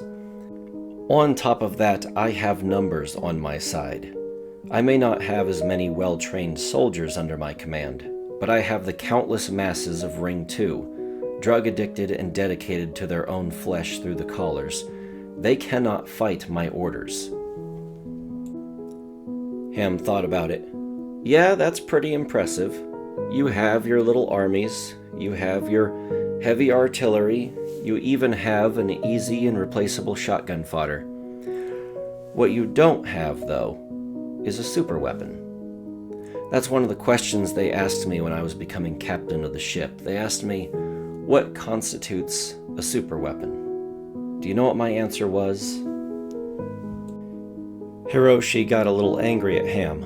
What, are you threatening to blow up half the fucking ship? You wouldn't do something that ignorant just to remove me. Oh no, Ham said. See, everyone thinks that a superweapon is some magical device or an incredibly powerful bomb, something that can destroy entire cities. But no, that's not what a superweapon is, Ham said, at least not in my eyes. In my eyes, a superweapon is anything that makes the conditions of life impossible, can be deployed quickly and efficiently, and can be controlled by a single or small number of people. With nearly 100% of the missionary party's armed forces now pouring into the center of the ship, Ham issued his final warning. Just drop everything. Just walk away right now. You can still be the missionary party on the planet below. You can still have your little interests, and you can wage war on anyone you want. You can install any version of government your little heart desires. All you have to do is walk away and let me do my job. I'm afraid I'm going to have to call your bluff, said Saito Hiroshi. Yeah, I figured that'd be your answer, Ham said. Then may God forgive me for what I'm about to do. Saito Hiroshi, the newfound leader of the missionary party, turned around to see his fellow missionary members floating ever so slightly above the ground that they were once walking on. Even in the halls, those who were standing on the floor of the ceiling and the ceiling of the floor were now floating about. They didn't seem to have any control over this, just floating slightly above the floor surface. The more they tried to move, the more they turned and were helpless about in the zero gravity. But it wasn't just zero gravity. They were being repelled from the floor itself. Saito quickly grabbed onto the controlling console that he had interfaced his device with. What is this? He asked. This is my job, Ham said. Say hello to anti-gravity. More specifically, I've inverted the gravity plates to repel rather than attract. Is that why the floors up here felt so wavy? Saito asked. No, they always feel like that, Ham said. You get used to it over time. Of course, none of these people are going to have the opportunity, if they survive this, that is. Hiroshi pulled himself to the controls and began interfacing. Computer, turn back on the gravity this instant and deny him all access. Oh, I'm sorry, the AI said. I currently don't have the ability to do that. What? Why not? Ham was on the other end laughing. Because it's just a computer, dude, and if it's unplugged, it can't do anything. I was down here the whole time unplugging the main gravity controls from the central computer. Now I have complete control of the gravity, and Pangaea does not. Mr. Saito looked at Ham. A little bit of weightlessness is not going to stop the dedication of my men. They'll find a way through, no matter what you do. Oh, it's not the weightlessness that's going to stop them. You know what they say, it's not the fall that kills you, it's the landing. Suddenly, with a sickening thud, he looked back as all of his men were suddenly thrown down onto the floor. Then, he experienced the same thing himself, suddenly thrown down onto the floor where he was floating just above. For him, he was slightly fortunate, only floating about 3 feet above the surface of the floor. For many of his other men, though, they were floating as high as 8 or 12 feet above the floor, many of them with no hope of landing correctly. Ham's voice then rang out through the ship. "Look at that," he said. "A fall of what? 7 feet? At about 3 times Earth's gravity? Doesn't seem like much, but when you're wearing hundreds of pounds of gear, or if something heavy lands on top of you, or even if you just land the wrong way, on an outstretched arm, on a twisted ankle, suddenly you don't find yourself able to fight a war anymore." The force of reversing all the gravity plates for the center of the ship, then amplifying their power by a factor of 3, and causing them to send a sudden jolt of that high-powered gravity across the entire ship, had really messed up the ship's power systems. Things were now heavily depleted, and not all the power required for the motion could be distributed equally. It had to go in a wave. This resulted in the blowing of many fuses, and now the ship's power system was fluctuating rapidly. It would stabilize eventually, but Ham had had to unplug a number of key systems in order to make this work without the main computer's control, and now the main computer was scrambling to try and retake control of the ship. Saito Hiroshi, the bell maker, had managed to cushion his fall ever so slightly by grabbing onto the control panel and keeping himself lower to the ground. One of his legs was shot by the sudden impact, and now he would have to walk with a limp. As he looked around, he noticed that not everyone else was as lucky. Many men had fallen from over 6 feet up in the air and had hit with such a thud that they were no longer moving. Many of these men were carrying the heavy weapon known as the MCAT 1000, a weapon made only heavier by the sudden jolt of the gravity plates, making it more than suitable to be a blunt force weapon for breaking bones. Numerous soldiers were lying limp upon the ground and moaning in agony and pain. They weren't getting back up. The MAF may have not been battle-hardened soldiers. They mostly just practiced or shot at unarmed civilians in the dark. They did most of their acts in secrecy, but this did not mean that they were weak or lacked resolve. They would have stood up if only they could, but many of them had bones broken in their arms and legs, or their pelvises were blown out of alignment. The fall at 3 times Earth's gravity while carrying such heavy equipment on their bodies was more than most of them can handle. Many of these soldiers were above the age of 30, and their bodies didn't work properly if put upon the ground so hard. He was taking stock of all of his men. Everywhere he turned, people were injured, not moving, or not responding. He checked the pulse of one man who he knew for a fact had landed horribly, judging by the blood leaking from his nose. 2 fingers upon the neck confirmed the worst. No, it can't be over just like this. Mr. Saito then limped to the main door, where he looked outside. His worst fears were confirmed. A tank was upside down. Several other vehicles were on their side. A person was even trapped beneath one of them. Everywhere he could hear the sounds of moaning, gurgling, or crying. All of these well-trained soldiers, every single zombie in his arsenal, even the robots under his command, had been heavily hit by this attack.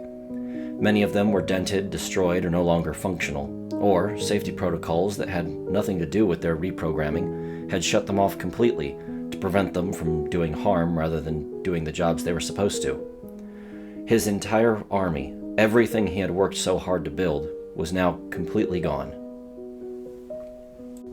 Mr. Saito thought about his long past, how long he had served under the missionaries, how many people he had harmed, the compromises he made throughout his life bringing him to this very moment. He had never intended on being the leader of the entirety of the missionary party. That was never his goal.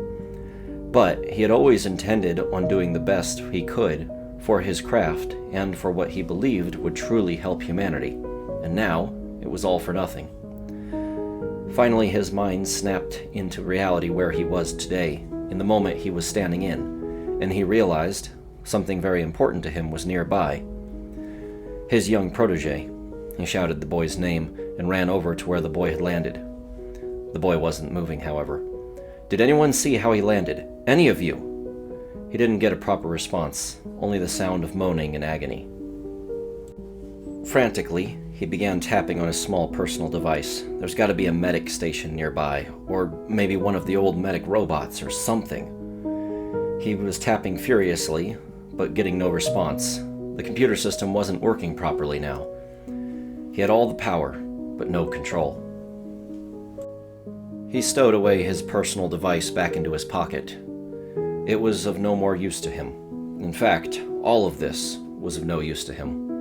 He stripped off the jacket that indicated he was a member of the missionary party and left its red colors behind, was now wearing the clothes that he would wear underneath that jacket.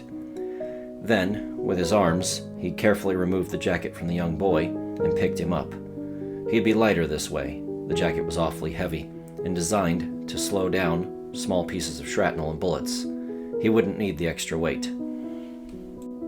Ignoring the wailing cries of the various men who were now crumpled into various heaps, begging for help, he began to carry the boy down the halls. He left the safety of the singular room that he had managed to lock the door of and ventured out into the hallways. Everywhere he walked, he could see nothing but crumpled forms of the missionary party, equipment left strewn about the floor and vehicles upside down. A singular man rounded the corner carrying a gun. He had landed properly. He was limping as well, and his wrist was beginning to swell up drastically, but other than that, he was uninjured. "Sir! Sir!" he said. When Mr. Saito looked up, he saw a man standing upside down on the ceiling. "Right, the gravity in this place," he said, thinking about the attack. "What is it?" "What's the plan, sir?" "What?" Mr. Saito clarified. "What's the plan? Are we to re-marshal? Where do we gather? What's going on?" "No plan," Mr. Hiroshi said. "No more plan, no more attack, no more anything." He grabbed the boy in his arms tighter and continued walking, ignoring the man's desperate pleas. The man, standing right above him, was expecting more of a response. "There's got to be something. We can't just give up and go home, can we?" Mr. Saito looked down at the young man in his arms. This young man had given him most of his young life and had dedicated himself to his own ideals. "Yeah, I think that's exactly what we're going to do," Mr. Saito said. He continued to walk on his limp, ignoring the pain in his leg. The soldier wasn't certain what he would do now. If his leadership was giving up, if this was a complete surrender, there was no more point in wearing the colors. Immediately, he stripped off his red jacket and threw it onto the ground, along with his heavy rifle. Then, painfully, he jumped up one of the beams on the side of the wall and began to crawl upwards until the gravity no longer had a hold on him. A fine line in the center of the hallway in which the two gravity plates opposing each other had no sway. Then he thrusted himself upside down and landed on the floor where his leader was standing. "I'll be sticking with you, sir, if that's fine." "Yeah," Mr. Saito said. "Come on, we have a long way to go. We're going back to Ring 1. There's a district there I think we can hold up in until we land." As they rounded another corner, there was even more members of the missionary party that were thrown about. Their skulls were cracked on the sides of railway tracks. Their bodies were limp and twisted. Many of their vehicles and equipment were on its side, as to be expected. Further down, there was a large group of synths, some of them only as big as a human being. Others were huge. These particular synths worked all over the ship. Some of them were aquatic, had no legs, and were dragging themselves along the ground. Others were huge and quadrupedal, with a human torso attached to their body like a centaur. Some of these synths were the size of railway cars and could easily crush a human if they wanted to. They were searching through the various human bodies. When they'd find a dead one, it would suddenly be passed up to their mouths where they'd consume it. "Holy shit," said the soldier. "Those things eat people?" One of the synths looked up at him and clarified, "Only some of us. I'm a sanitation synth, so I eat human bodies all the time." It then looked at a man who was gurgling to death. His body had been broken up against a railway track, and his spine had been severed. The synth then looked around, down the hall and back. "Well, I don't think anyone would judge me." It then lowered itself down and began consuming the body alive. Saito Hiroshi turned away from the horror and began speaking to his young apprentice still in his arms, motionless and unresponsive. "Don't pay attention to that," he said as he continued to walk down the hall. "You know what the best part of losing this battle is now the missionary party's ideals are completely irrelevant. It doesn't matter that you're of European descent, young man. You can now make Asian bells, the kind that you watched me make all those years. And I can make European bells. I was only allowed to make them to teach you, but now I can just make them as much as I want. I've always had a fascination with certain European designs, especially that of the great church of Notre Dame. There's a book about that church. I've always wanted to own it. I've only ever been able to read it while it was in the library, and for a costly price at that," he said, carrying the child. "I'll buy a copy for myself, and for you. We'll read it together." The synthetic beings allowed him to walk right on through. They didn't oppose him. He wasn't wearing a jacket. He was no longer a combatant. There was no reason to stop him in his ways. Another soldier, whose leg was broken, managed to hop up onto his other foot, strip off the jacket, and began following, with the soldier that was already following Mr. Hiroshi, helping him along the way. The lights flickered off and on in the halls as Mr. Saito was continuing to walk. Whatever damage had been done to the ship from Ham's actions was certainly severe, and some of the synths had already gotten back to work, opening up panels and trying to figure out if everything was still steady and okay.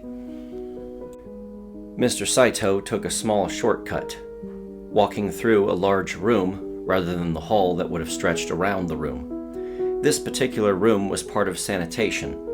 There were large vats of unspeakable material inside. Some of the synths had already grabbed several bodies, including ones of living missionary members who were soon to die from their injuries, and were now dragging them towards the vats. "I'm still alive," one man said with his arm twisted the wrong way around. "What are you doing? I'm still alive." "I'm well aware of that," the synth said, "but the likelihood of you receiving medical attention is very low. There are far too many patients, and too many in front of you for you to possibly survive.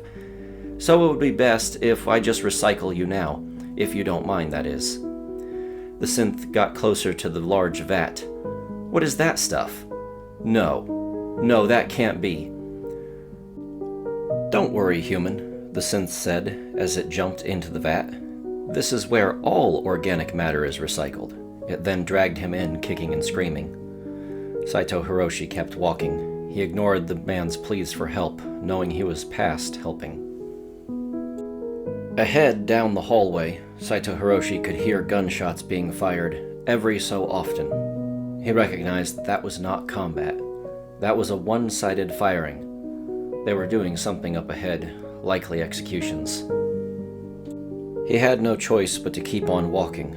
The gunshots got louder until he saw where they were coming from. Archivist vanguards were pulling the personal information off of everyone they could find laying upon the ground, including the hordes of drug-addicted individuals that were doing as the collars on their necks told them to. They were writing it down in little books, confirming things and then writing things on the body to show that they'd already been accounted for. What few people were injured and still alive, they grabbed and put to the side, indicating with a small flag that they needed some kind of medical aid if they were to survive. A tough-looking mafia member was standing on one of the missionaries' own vehicles. It had been so fortunate as to land on all four of its wheels, so it was still usable. He drove it forward slightly, then immediately two other mafia toughs got out and began picking up the equipment, the armor, the guns, and throwing them into the back. When the mafia toughs saw the three men standing at the end of the hall, they immediately leveled their weapons towards them. An archivist vanguard immediately drew his sword and held it up in front of the men's sight. "No," the vanguard said. "Captain Ham said this one is not to be impeded. Allow them through." The mafia tough scoffed, but lowered his weapon anyway. "Fine, come on through. But if I see you grabbing for any of these guns, I'll put a bullet in you. I don't care what the captain says." As Mr. Saito passed them by, he looked again at the young man in his arms. Lawless criminals and the religious devoted working together. I didn't think I'd see it, but that is how powerful humans can be when we band together as one, he said to the young man as he continued to walk. The roaring engine of a dirty old trolley could be heard, trundling its way down the halls. A man with a lavishly long coat and an obvious emblem of power and authority on his belt jumped out of the trolley. Immediately, Saito Hiroshi recognized the man, his blue hair making him easily identifiable, and a general look of conviction worn permanently on his face. This was the Grand Admiral of the Navy. Surrounding him were Navy medics jumping on and off of the trolley. They were trying to move as fast as they could, gathering up those who were not yet dead and performing life-saving measures to try and stabilize them all. The overwhelming majority of the injuries were shock, broken bones, and lacerations. The injuries themselves were not that life-threatening. However, the sheer number of people who were injured with these injuries proposed a difficult situation, in which patients would have to go without treatment for so many hours it would likely be that they'd expire without any medical care at all. Admiral Phillips stared down at Saito Hiroshi. The two men actually knew each other from before the days that the Navy and the missionaries had gone to war. They had met on multiple occasions. "Mr. Saito," Admiral Phillips said. "Admiral Phillips," Mr. Saito said in return. "I'll be honest with you, Mr. Saito. Currently, I don't have the resources and manpower to save as many lives as I would like to save. Mr. Ham's attack has rendered so many of these people completely unable to care for themselves. It's likely that we're going to lose, thousands in the coming hours. So, are you going to surrender?" Saito stood there silently for a moment. "Yes," he said quietly. "Well, that's too bad, because I cannot accept your surrender, so how about you just walk your happy little ass back to the rings, and we go our separate ways." One of the Navy medics confidently interrupted them both, and started checking on the young man in Saito Hiroshi's arms. They tore open his shirt and began checking his vitals.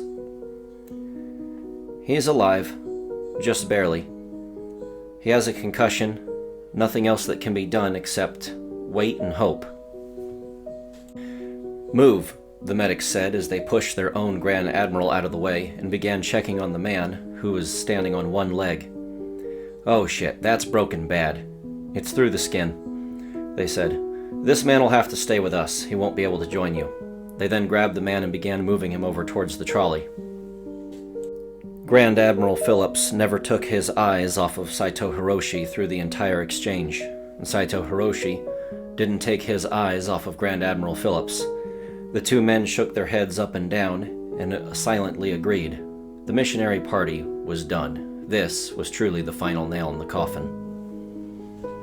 He continued to slowly walk down the halls as power fluctuations continued off and on. At one moment, the gravity even shut off, sending them floating ever so slightly into the air. Then gently it turned back on, and the lights began to flicker once more. Whatever damage had been done to the ship was starting to be repaired, but it was having consequences. A purple-haired spider-woman was hard at work pulling silk out of her body and wrapping it around various people that were laying upon the ground. Some of the bodies she was wrapping up were dead. Some of them were still alive. Others were trying to crawl away, but she had webbed them down to the floor to stop them from moving while she was working on another body. As Mr. Saito walked past, they locked eyes for only a moment. "I won't lay a claw on you," she said as she was continuing to wrap up one of the people. "Captain Ham knows where you are, and he's slowly making his way to your position. He walks quite a bit faster than you," she said, looking at his bummed leg. "What are you?" he asked simply. She crossed her arms and looked back at him. "I'm a drider. That's, well, a type of spider person." "And what are you going to do to them?" She looked down at them. "Those who can survive, I'll probably take them down to Ring 3 with me, lay a couple of eggs inside of all of them, have some male offspring, spiderlings, and then I'll release them when I'm done with them." "What about the ones who won't survive?" "I'm going to inject them with my venom. Then I'm going to drink them." She looked at Saito Hiroshi, raising herself slightly above him. "Do you have some kind of problem with that plan?" "Yes," he said simply. "Ooh, I like that answer. And what are you going to do about it?" the Spider-Woman said. "Nothing," he said in return. "Well, then I guess we're in agreement, then." She reached out a clawed hand. Saito Hiroshi couldn't shake it in return as he was busy holding his young protege. She simply settled for shaking the young protege's hand. "I do hope he makes a full recovery." "You're monsters," he said as he began walking away. Now with his back turned, Lysandra looked at his backside and spoke very clearly one last time to him. "Oh, we are most certainly monsters, but not even we are so cruel as to do what you did," she said in reference to the collars, holding one in her hands from one of the corpses she had picked it off of. "This is illegal even by our standards." He had continued on, and as expected, he came face to face with one of the large elven women he had encountered upon his pursuit to the middle of the ship. She was frantically picking up some of the injured bodies of the humans and placing them onto some kind of rack on the back of a cart. It was a simplistic wooden cart, clearly designed to carry something along the lines of fruits or vegetables, but now it was basically an ambulance, carrying countless people put in lines, and she was quick about loading them on. When she saw Saito Hiroshi carrying his young apprentice, and what was now 7 or 8 men following him loyally, not knowing where they would go, she immediately ran over and got onto her knees to look him over. "Let's see, how many of you are injured?" She saw the signs of them already been treated by members of the Navy. Their wounds had been binded, and for what she could tell, all of them were in a stable condition and could walk. "Excellent. All of you should follow me. I'm going to take you all back to our elven city-state. There, we're going to fix all of this that has gone wrong, and you won't have to worry about a thing," she said clearly and calmly. "No," Saito replied. "We're making our way to Ring 1. We're going home," he said clearly. "Oh, no, I can't allow that," she said. "Ring 1 doesn't have any elven people controlling things, and it's no place for humans anymore. We need to get as many of you down to elven territory as possible." "We won't go with you," said Mr. Saito. The elf looked frustrated as she lifted the cart with both of her arms. "Well, fine then. I can't exactly stop you, I'm a little busy over here, but you really should be following me. It's for your best interest." She then started to walk away with the heavy cart. "These men need immediate medical attention, otherwise I would be more insisting. In fact, if I had the extra arms to do so, I would just pick you up and carry you." "Are you a threat to humanity?" Saito Hiroshi asked her clearly. She turned her head almost like she was offended. "Of course not. Humans are utopian beings. The problem is that you're no longer in utopia. You're just confused. As soon as we elves take over, everything will be perfectly fine, and you won't have to worry about anything." "I see," Saito Hiroshi said. He immediately noted it down that the elves would be a problem. "All of these forces put against us, like plagues sent from God himself," Saito Hiroshi said as he walked down the halls. He now had a large number of survivors from the missionary party following him. Some of them were even the mindless zombies wearing control collars, but they knew enough to follow a man of authority so that they could lead him to somewhere safe and hopefully not in the middle of the ship. "The cultures of the world past no longer matter," he said to himself. "We need to just survive. We need to preserve humanity as it is. The human genome, the human way of life, the human idea and the human spirit, that is what must be preserved at all cost. We were so wrong, hanging on to the frivolous things of old, my bells, tatters of clothing, shreds of sheet music, those don't matter. We just need to stay alive and be able to wake up every day and call ourselves human." The final leg of Saito Hiroshi's journey came when he recognized the door that had been blown off its hinges by one of the automated robots they had equipped a heavy howitzer to. When he walked through its threshold, he was met by a number of faces. There were, of course, a large number of synths to one side. In the middle, there was a number of strange humanoid-like monsters, some of them clearly half bird, half lizard, and other species he couldn't recognize. Standing amongst them was an incredibly tall figure with antlers and 5 eyes. And to the other side was a robotic species he'd not recognized, never seen aboard the ship. They looked somewhat inappropriate, humanoid-shaped for certain, but to an appealing degree that implied they were for something more than just the maid outfits they were wearing. And amongst them was a single floating individual with a large thorax attached to her backside. Then he saw him, the man facing away from him who was talking to the antlered gentleman. He recognized his voice immediately, recognized his face as well. "Well, there you are," Ham said as he turned around to face Saito Hiroshi. "How was your walk through the ship, Captain?" Saito Hiroshi begrudgingly replied. "I'm not the captain," he said out loud.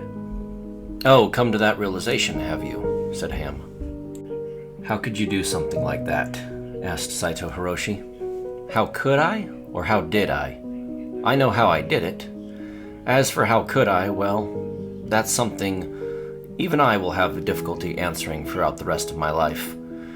The real question is, why did you make it so necessary?" Ham confidently walked up to Saito Hiroshi as he carried his young apprentice. He reached out and snatched Saito Hiroshi's personal device. Then, he removed the 2 control chips, restoring himself as the sole and only captain of Pangaea. "Terrifying, isn't it?" Ham said. "To have that kind of power. To have the ability to say who lives and who dies. The kind of power that makes you immediately a monster, completely unrecognizable to other humans.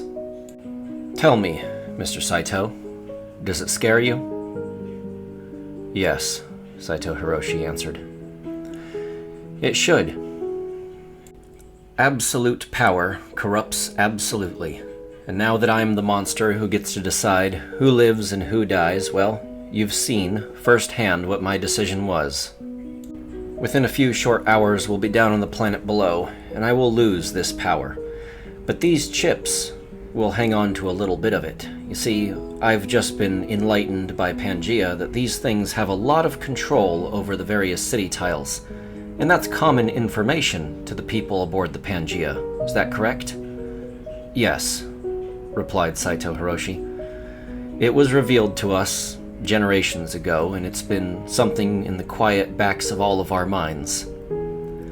Likely why the Navy was told to arrest me when I was on Ring 1, trying to acquire more of these chips. Ham looked back at the men who were following Saito Hiroshi. You have not lost all of your power. I can see that just standing here now. Those men are still loyal to you, and likely many men across the ship will still be loyal to you. You still have a say in things, whereas I will lose all of my power very soon. So, while you still have this power, Saito Hiroshi said, what do you plan on doing with me? You? Ham replied. Nothing. The power you have now is just in the loyalty of your men. I won't intervene with that. You are free to go. Get the hell back down to Ring 1 or 2 or wherever the hell it is you're going. Get the hell out of my hair. Although I will leave you with this warning, what you've done here today has been observed. Not just by me, who is ultimately irrelevant, but it's been observed by Pangaea, the Queen of the Synths. It's been observed by the Elegy Queen over there, the Queen of the Hollows. It's been observed by this big guy, the King of the Fae. I am no one's king. I'm sorry, the No One King, the King of No One. And what sort of retaliation do they have planned? Saito Hiroshi asked. Nothing, answered Ham. I worked out a deal with them. They're just going to let this one go. They'll remember what you did, and they'll have certain expectations for all future encounters, but they're not going to pursue any justice as a result of these actions. After all, most of the fatalities were definitely on your side. I wasn't planning any fatalities. I wasn't going to control or kill anyone. Really? Ham asked. Is that truly the case? Do you believe that is the way things were going to turn out? I had hoped so, Saito Hiroshi replied. Ham shook his head up and down. Yeah, well, we all have hopes, and then there's what actually happens. And this is what actually happened when you tried your little stunt, so now we're here. Where's forward? Saito Hiroshi bowed his head.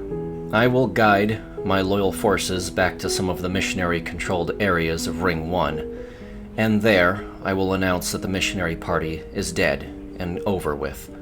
Not everyone will believe me, but enough of them will. From that point, we'll go down to the planet below, and I'll likely be long gone by the time our two sides meet face to face once more, and we'll see what comes of that. That sounds good to me, said Captain Ham. Pangaea, is that all right with you? She shook her head up and down. Many of the city tiles have synths inside of them. They live there and are part of basic infrastructure. As long as you treat them like people, they will have no clashing with you, Mr. Hiroshi. I will, he said. I will treat them like people. Not like humans, but like people. She shook her head up and down. That'll be good enough. Just be careful. You fuck around too much and they will leave. And then your city will be without basic management of certain resources. You'll have to do the jobs. I understand, Hiroshi said. How do you feel, Miss Elegy Queen? Before his little assault, I only had a small number of followers, but seeing as those collars are based on our technology, we've already begun collecting as many of the people along the ground as we could. They are now my people, and they're not exactly going to be human for much longer. There's so much damage, so much to be fixed and replaced. We will have a difficult time saving the flesh. As long as you do not pose a threat to us, Mr. Hiroshi, we shall leave you in peace. Next was the tall, antlered man who got on his knees but was still somehow taller than Mr. Hiroshi. I can see that these people are loyal to you. They have a tremendous amount of respect for you, and I can see that that respect and loyalty is not going to be broken easily. Who I'm looking at now is the founder of the next human supremacist party. He thought about it for a moment. Conflict between our two people is inevitable. Humans have always existed around other humans, and even then, they went to war and exterminated each other. But on this planet, we're going to have biological necessities that are so opposed as to be impossible for us to call each other neighbors at times. I hope you have some semblance of decency to say that individual clashes are exactly that, and an act of self-defense is nothing more than an act of self-defense, and at times, perhaps, a ruling government shouldn't pick one over the other. Saito Hiroshi didn't entirely understand how to interpret the man's words. How many of your people, whatever they're called, require death in order to survive? An unfortunate number, he said out loud. But their right to life is just the same as your own, and your right to life will require their death as well in turn. So, if we are two equals, but cannot exist upon the same platform, perhaps it would be best if we settle ourselves in an era of peace and conflict. I'm listening, Saito Hiroshi said. The Fae are temporary, he said out loud. I have no idea what will become. Perhaps we'll become something that must be gotten rid of, or perhaps we'll become something that you can coexist with. That is in the future and is to be decided. I only ask that perhaps you not allow prejudice to label us here and now. Saito Hiroshi didn't know what to say. That's all going to be for the future, he replied. For now, I'm going back to Ring 1 and I'm making certain that my protege is taken care of. Everyone shook their heads in agreement. There was a subtle feeling of tension in the air, as if what they were about to sign was nothing more than a reprieve for a war to come in the future, and Ham's efforts, today, might have been ultimately in vain. Ham, holding the 2 control chips in his hand, cleared his throat and got the attention of the entire room. Anyway, before we all fuck off, I want to do something in front of you, Mr. Hiroshi, so that you understand where we are in all of this. There is a control chip inside of my brain, and Pangea over there is my wife. Mr. Hiroshi raised an eyebrow. Don't think about it too hard. Either way, she owns me, which means she owns this control chip. He then handed the number 1 control chip to the large antlered fellow. This is the king of no one. He has control chip number 1. Any city tile that he's on top of, he's going to have special control over it, and a certain advantage, so I wouldn't suggest sending your armies after him anytime soon. Then he held the number 2 control chip, and held it out to the Elegy Queen, who snatched it up and opened up a part of her own mind, and inserted it immediately, where it was then processed as part of her body. These here are the Hollowed. They're the prototype technology of those little collars you were using. As you can see, it can go a little far. Anyway, she now has control chip number 2. Any city tile that she is on top of is going to be under her control. These are 3 very powerful forces that can certainly stand against you if you try anything too extreme, and the last thing you'd want to do is have them unite against you. So, basically what I'm saying is, watch yourself. What about Ring 4? He asked. There was a strange tall woman insisting that we go down with her to Ring 4. Oh yeah, Ham said, the elves. You don't have to worry about them. They wouldn't know how to use a control chip, even if they managed to get a hold of one, nor do they care. But I have to say, this planet is going to be practically made for them. They're practically unstoppable. Of all of the various groups that are going to be down on this planet below, I can promise you, the elves have the greatest advantage. How many of my men survived? Saito Hiroshi said. That's an unknowable number, Pangea replied. She then took Saito Hiroshi's attention further by getting off the railroad car she was laying on slightly and standing up at her full height. All of the people you brought here to the middle of the ship have endured massive physical trauma, and it's overwhelming our ability to take care of them. There's going to be death in the next few days. Considerable death. The total number of humans aboard this ship has declined nearly to the range of 25 to 30%, and it will only continue to decline. Not to mention the number of humans who are just physically incapable of taking care of themselves. A massive human extinction event is inevitable. There's no way of knowing how many will survive to the next 5 years, or if humanity will even have a place in this world. But fear not, Pangaea clarified. Any of the humans taken by the elves are going to be in the best of care.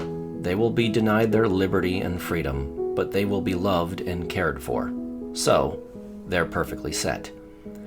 The humans that have been taken by the Fae, I can't say what's going to happen to them. But they will probably still be human for the future, and perhaps some of them will survive. The ones taken by the Hollowed will become hollowed, and the ones who are taken by the Synths will likely be consumed. As for everyone else, they are simply making their way back down to the human-controlled rings. They are going to experience the hardest times of all, for they have no ingrained ability to survive outside of this ship's automatic functions to take care of them. They're going to have to learn how to plow fields for the first time, and that is the simple fact of life. It's going to be a tremendous amount of hard work with those who feel themselves permanent victims and are practically allergic to the concept. It was just now dawning on Mr. Saito how difficult forging a new path on this new world would be, especially when their traditional means of getting food would be cut off and only a year or two's worth rations provided. But he would have no choice in the matter. As he looked up to say something, a voice called out from behind him, and as he turned, he saw the first throne, an image he had seen before. He was aware of this individual, a de facto leader of the archivists, but sitting on top of him, in the chair that had always been empty in all the propaganda he had ever seen, was the holy deity herself, looking like a painting. She looked exactly as described by the archivists many times, but he had always thought her to be a fake deity. He had heard rumors, things being said about something miraculous happening about the Archivist Cathedral, but nothing that was concrete, not when it had occurred so soon to their invasion. "Behold," announced the first throne, "our holy deity, Vatticini Adei." Suddenly, his words were cut off by the holy deity's bare foot smacking the back of his head and stomping on it quite hard. "We agreed on this," she said scoldingly. "Fine. Behold, our holy deity, Vicky." Yes, I hate my original name. She then flapped her wings and dismounted the first throne, carrying something in her arms, a small winged baby, her child, Olivia. Hiroshi didn't know what to say at this sight. This was the confirmation of religious doctrine, text that he'd only read about in passing. Immediately, he got down on his knees, despite the fact he was still holding his protege in his arms. "There's no need for that," Vicky clarified. "I realize you're probably tired from carrying that young man this whole way, but may I see him for a moment, if you don't mind, that is." "Yes." He looked back at Ham and Pangaea and the other powerful forces behind him, trying to get confirmation of what he was actually seeing. "Yes, I suppose I don't mind." He then held up the young man to the holy deity. She placed her hand against his head. "Yep, definitely one of mine. My followers think I can't recognize my own children, but I always know them. I know them by heart. I'll even know if it's the children of my children, or the children of my children's children. I'll know. I'll recognize them all as my own. Not that I don't like the ones from Earth, mind you, it's just these ones came from me, and that makes them special." Saito Hiroshi looked down on him. He is a child of an angelic being? Vicky only laughed. Yeah, it's not that special. I have tons of kids. I've been popping them out like crazy. It's really nothing all that unique. It would be rather odd if he wasn't one of my children, considering the fact that my children receive a good education and often end up on Ring 1. I knew he was an orphan, but I thought he was of European descent. Vicky only laughed. All of that stupid stuff from Earth doesn't apply. I have children who are white, children who are black, children with white hair, children with blue hair, children with red hair. I have children in every conceivable variety, and they all come from me. I am their source. So you can let go of all those ideals from the past. No one has lineage all the way back to Earth anymore. Everyone's mixed in with something born and bred right here on the ship. So you can let all that go. I will, he said. I'll let all of that go. It's done anyway. What we need to focus on is humanity's survival.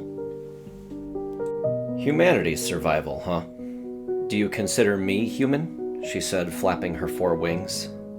Well, no, you're not human, but perhaps you're something above?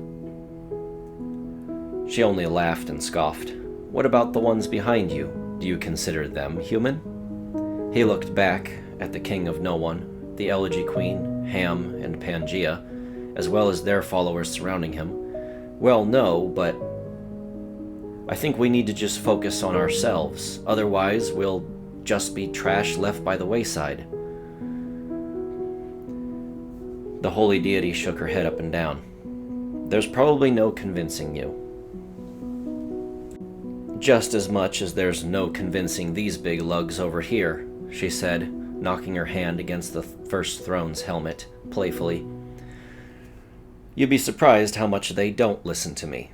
You'd be surprised how much no one listens to me, but that's fine. Each to their own. You all have your own priorities, and you can't expect my words alone to guide every single action they have. Not that I know that much myself. I tend to be quite an immature child at times. She then pet the young protege of Saito Hiroshi. You know, I recognize that you are not one of my children. You actually are from Earth. This one is from me, though. Tell me, what do you plan on doing with him? I had intended on making him a master bell maker like myself, and perhaps even getting him involved in the missionary party so that he could secure his own dreams at making bells, not have to work out in the fields, plowing, picking what meager food we could able to scrounge up for ourselves. My, such a bleak look at the future. Do you truly believe humanity will suffer so guaranteed? I believe it is inevitable. Not without proper guidance, leadership, and there is going to be the lower class and the upper class. I just wanted to secure that the upper class is actually spending their time on something worthwhile. And you believe that you're the one to decide that, she said. Yes, Saito Hiroshi said with confidence. If I don't, someone else will. Unless you have something to say, in contrast, of course. No, she said. I honestly don't know that much about what makes a society work. I mostly just sit around on the fancy chair. After all, I'm not the leader of the archivists. I'm just their holy deity. Kind of like their pet, she said, flapping her wings and mounting the First Throne once more. They keep me on a short leash and keep me out of trouble, but they do a good job of keeping my company, making sure I'm entertained and keeping me safe, so there's not much to complain about from me. Saito Hiroshi looked at the First Throne, then looked at the holy deity, then back at the First Throne again. He was calculating something in his mind. In the religious dogma pushed forward by your followers, he said, looking at the First Throne, it is stated that your womb is a fountain of eternal humanity, that you give birth to child after child after child, and that explains where the various children of the archivist orphanages come from. I dismissed this, in my youth, as nothing more than an explanation for why so many kids were left on your doorstep. But am I to understand that many of those children are actually your own? The holy deity shook her head up and down. Yes, I've had up to 5 children within a single month before. You'd be shocked how quickly I can fill up a classroom. And more recently, I've been so fortunate as to give birth to a winged child of my own that I get to keep. I am awfully concerned about the future of all of my children, and whether or not you're going to be a force for good or for evil. And what is the difference between good and evil? Saito Hiroshi asked. Vicky only shrugged. In all honesty, I don't 100% know. I don't think anyone does. We could find examples of extremes, but there'll always be an exception. There'll always be a complication, she said, looking over at the King of No One, who was bowing his head towards the holy deity. I don't think anyone can truly know 100%, and any attempt to draw a hard line will be met with people trying to move that line, so... But certainly the holy deity of the archivists would be able to set forward an objective truth for us all to follow. No, I'm afraid not, said Vicky. I know about as much of the inner workings of this universe as anyone else does, maybe even less. Just because I am who I am doesn't necessarily mean I know what I'm talking about. She then spread her wings out wide. If you wish to gain wisdom, you'd have to first listen to others, and that is something that is starkly in decline aboard this entire ship. Everyone thinks they know which way to go and wants to guide everyone to that direction, but no one can agree on what direction that is. Isn't that horrible? We had a purpose in stopping you here. If we had just wanted the chips, we would have taken them and sent you on your merry way. You didn't need to see me eye to eye, nor did you need to see Pangaea, the King of No One, or the LG Queen. You didn't need to personally have an encounter with the Grand Admiral of the Navy. We are all the leaders of this new world. People are going to follow us in their own direction. It would be a shame if the only thing they follow us to is to war. Wouldn't you agree? She said, getting comfortable in her chair. Yes, I understand, Saito Hiroshi replied. Then we won't stop you. That train car will take you where you wish to go, along with the men following you. They all stepped aside and allowed Saito Hiroshi to make his way over to the train car. After they all boarded the train car, and he finally had a moment to put down his young protege, he felt the tiredness in his arms finally set in as they fell limp to his sides. He then stood out the open door of the train car as it slowly began to move and shove off to Ring 1. If nothing else, I'll guarantee lasting neutrality for a time. A reprieve until we find some new excuse to have conflict on the world below. The other powerful leaders shook their heads up and down in agreement. It wasn't possible to make a peace treaty at this time, but a treaty of neutrality would be better than anything else. Ham, now that the danger had left, finally welled up with tears and began wiping them silently away from his face. I think today I've killed more people than some of the greatest dictators of old, he said, wiping the tears away. I feel sick and tired.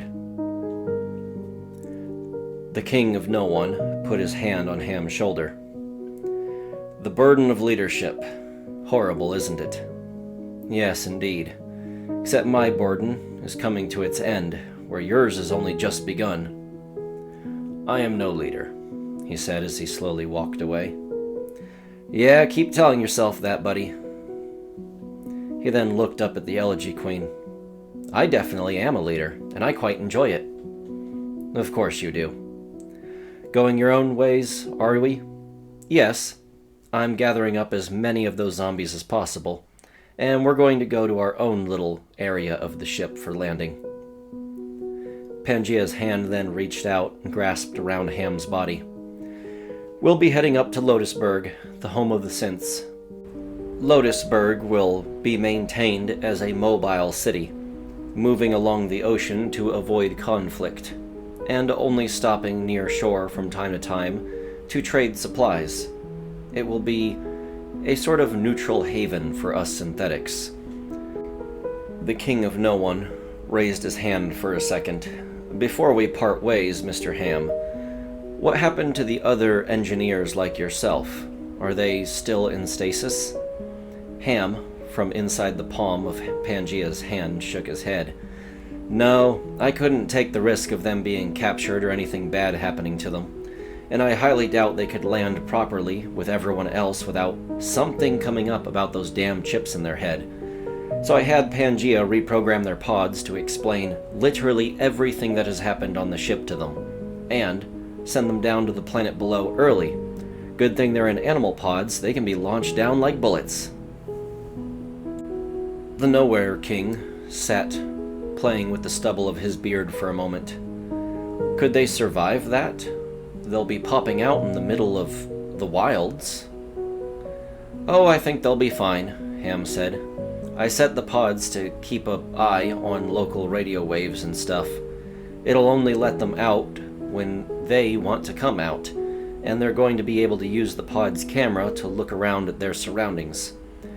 They'll stay in their dreamlike state until it's safe enough for them to be deployed, and hopefully they'll be smart enough to hide within the populace and not advertise those damn chips in their head.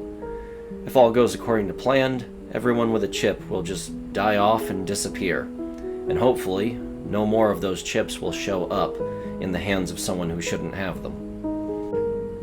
The King of No One looked at the small chip resting in the middle of his palm. He then pulled out a knife from his pocket. Yes, I would certainly say this is the sort of power that no one should just be granted without earning. He slowly began to raise the knife up to his skull. Oh yeah, you're about to do exactly what I think you're gonna do, Ham said. He looked away as he could hear the sound of cutting. Yep, he's installing the chip in his brain, isn't he, Pangea? Yes, I can confirm he's currently cutting himself open and putting the chip in his brain. You should take a look, it's quite interesting, his technique. No, I'm not going to look at a person performing brain surgery on themselves. I was freaked out enough when they put this chip in my head.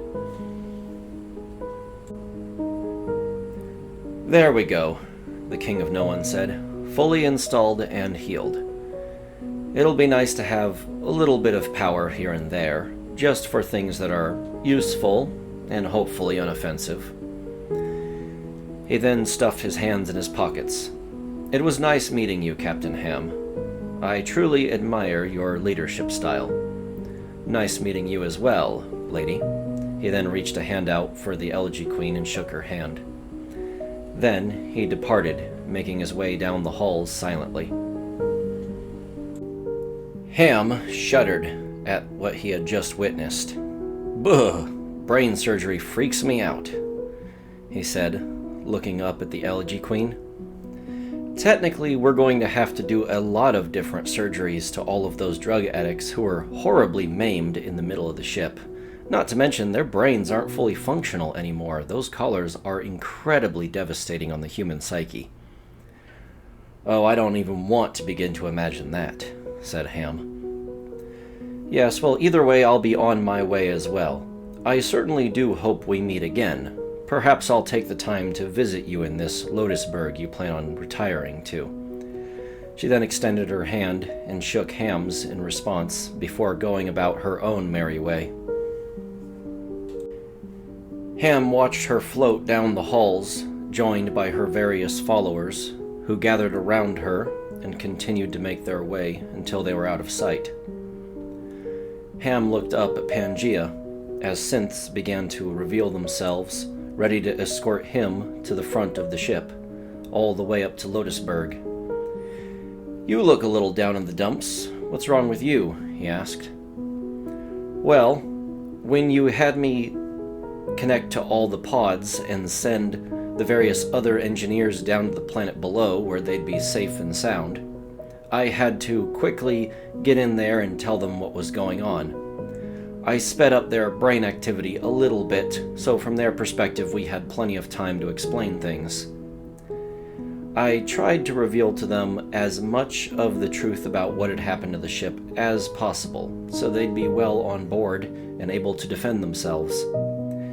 Then I asked them if they perhaps wanted to be dropped off somewhere near the sea, where maybe we could pick them up and bring them over to Lotusburg. "Oh, I get you," Ham said. "You were hoping you could get a little human harem going, didn't you?" "Yes," she said out loud, "but it didn't work out that way." "What happened?" Ham had to ask as Bo joined the group behind him. "Well, when I revealed to them what I actually look like and the realities of what the ship actually had in store for them, it was a huge departure from the world they had made for themselves. They weren't like you, Ham. They didn't accept reality for what it was and just continue to play little games and puzzles for 500 years. They built actual lives for themselves. Many of them didn't even realize how much time had passed. They had children, fabricated jobs, fabricated realities, things to stop their minds from going insane. Many of them had lives similar to what they had back on planet Earth. Many of them were reminiscent to say goodbye to them, but they were missing the falsehood of those realities. They didn't miss the computer that ran it. They didn't miss me. Not a single one of them even called me by my name throughout the entirety of their stay. Not a single one of them really wanted to interact with me for who I was. I was just a stranger in their pretend make-believe world. And now that they were waking up to reality, well, they weren't that interested in make-believe anymore." As they continued on their way towards Lotusburg at the front of the ship, Ham consoled Pangaea. "For what it's worth, I found the time we spent together in that place very valuable, and I could not imagine us being separate from one another." "Oh, that's excellent, Ham," Pangaea said, readying something in her other hand as she was carrying him. "I'm so happy to hear you say that. Could you do me a favor and take a very deep breath in for me for just a moment?" "Yeah, certainly. Why do you want me to—" "Ow!" Ham said. Pangaea had one of her fingers extended and pressed deep into his back. She then withdrew it, and a small needle was revealed. "What was that?" Ham asked. "It was just an injection of my personal nanites, the things that go throughout my body and keep me functional. I have injected some of them into your body to give me more control over the chip inside your brain, but also more control and more understanding of what's going on inside of your body. After all, I'm going to be looking after you for the remainder of your human years, and then we're going to see what happens after that." "Okay," Ham said as his heart rate was increasing. "I have a few rational questions that I just want to put out there." Pangaea immediately shook her head. "I don't plan on doing this to any other humans without their consent. I'm doing this specifically to you, and I don't know exactly what the end goal is. I have just come to be aware of a lot of different life-extending technologies, and I'm going to probably do some trials on some obviously willing volunteers, no one human, nothing that would be like a problem. And then, by the time I'm ready to implement these changes, you'll be so old that you'll probably accept them, and I'm going to implement them so slowly that you won't even realize there's a difference." "Okay then. Well, I do have a few follow-up questions." Pangaea immediately cut him off. "I don't know exactly how these changes are going to manifest. I might be turning you into something like the Elegy Queen, or I might be turning you into a synth, or I might just consume you completely and fully integrate you into my body. For all we know, in a few hundred years there won't be any organic matter left, and you just won't even notice the difference as you slowly become a part of me and are completely absorbed. But either way, we're going to be together forever. That's my main point." Ham continued to shake his head up and down. You know what? I'm not going to freak out on you. I've already lived way longer than what most people are allowed to live. I've had a relatively easy life, been able to enjoy my own decision-making skills throughout it, and as long as I get to enjoy my life with you for the foreseeable future, I'm not going to hold this against you.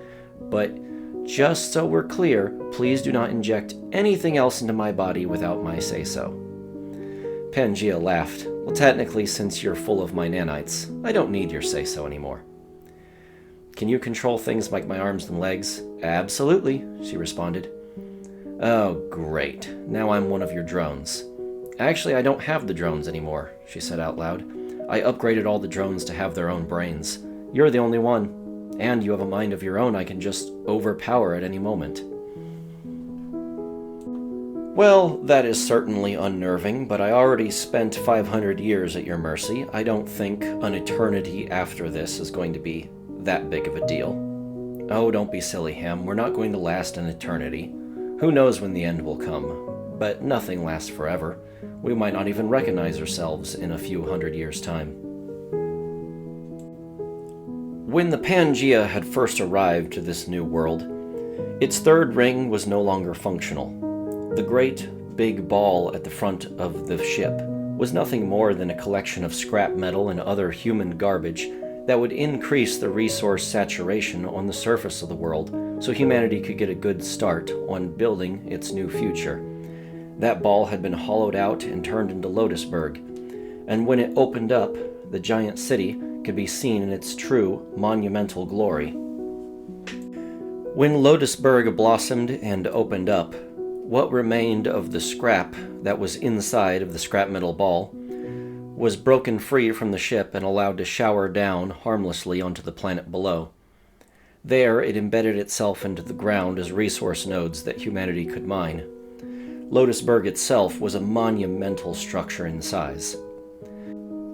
Bigger than any of the ring sections that humanity survived on, Lotusburg's plan was to drop harmlessly down into the ocean. From there, the synths would live on a synthetic environment, living within the various sections of Lotusburg's petals. They would have their own land to cultivate, their own houses to call home, and their own communities to self-govern. Lotusburg would forever sit on the ocean as an oasis for those who did not want to deal with the strife and struggle of humanity's inner conflicts. Although they would welcome in humans and the like, they strictly allowed only synthetics to rule over and be in control. Once Ham and Pangea had made their way into Lotusburg, the synths decided on where they would go throughout the ship.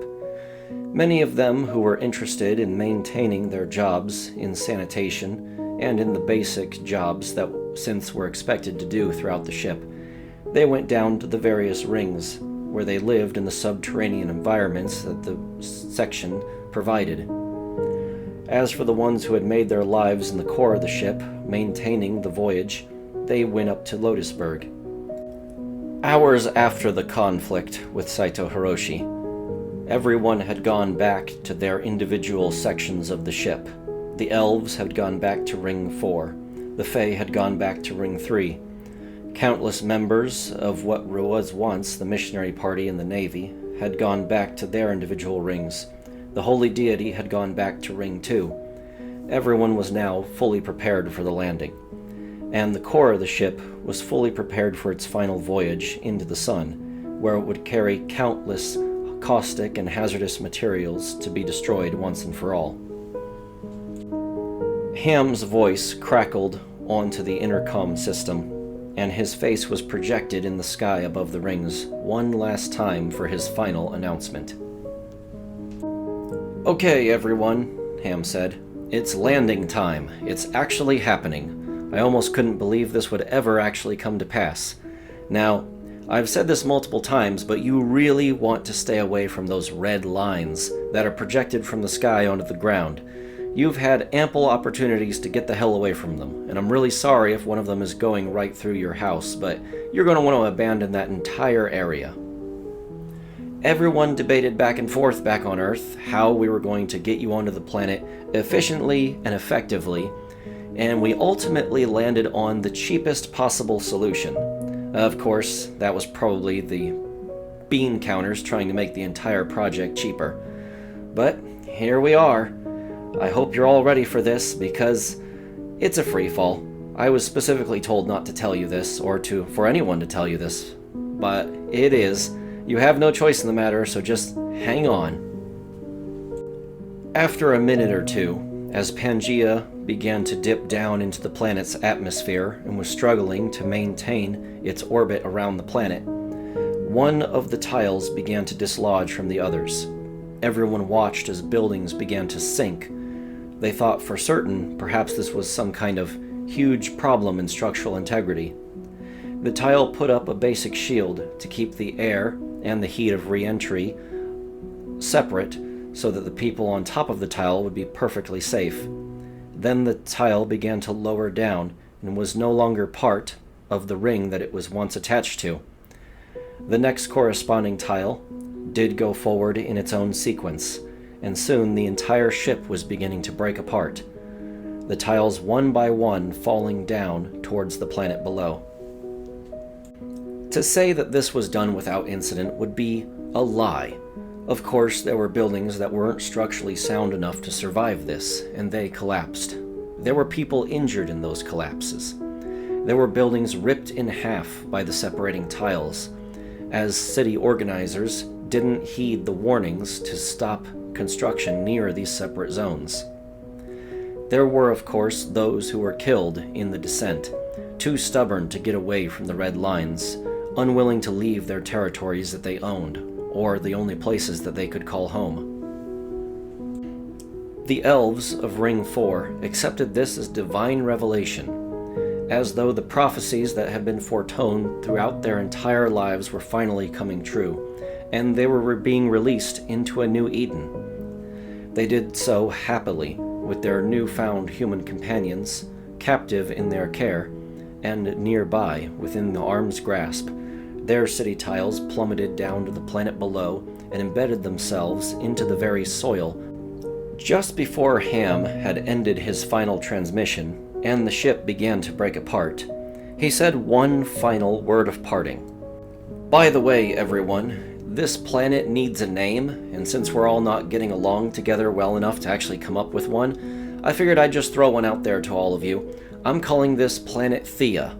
That's the planet that used to exist around the sun, and eventually it crashed into another planet or something.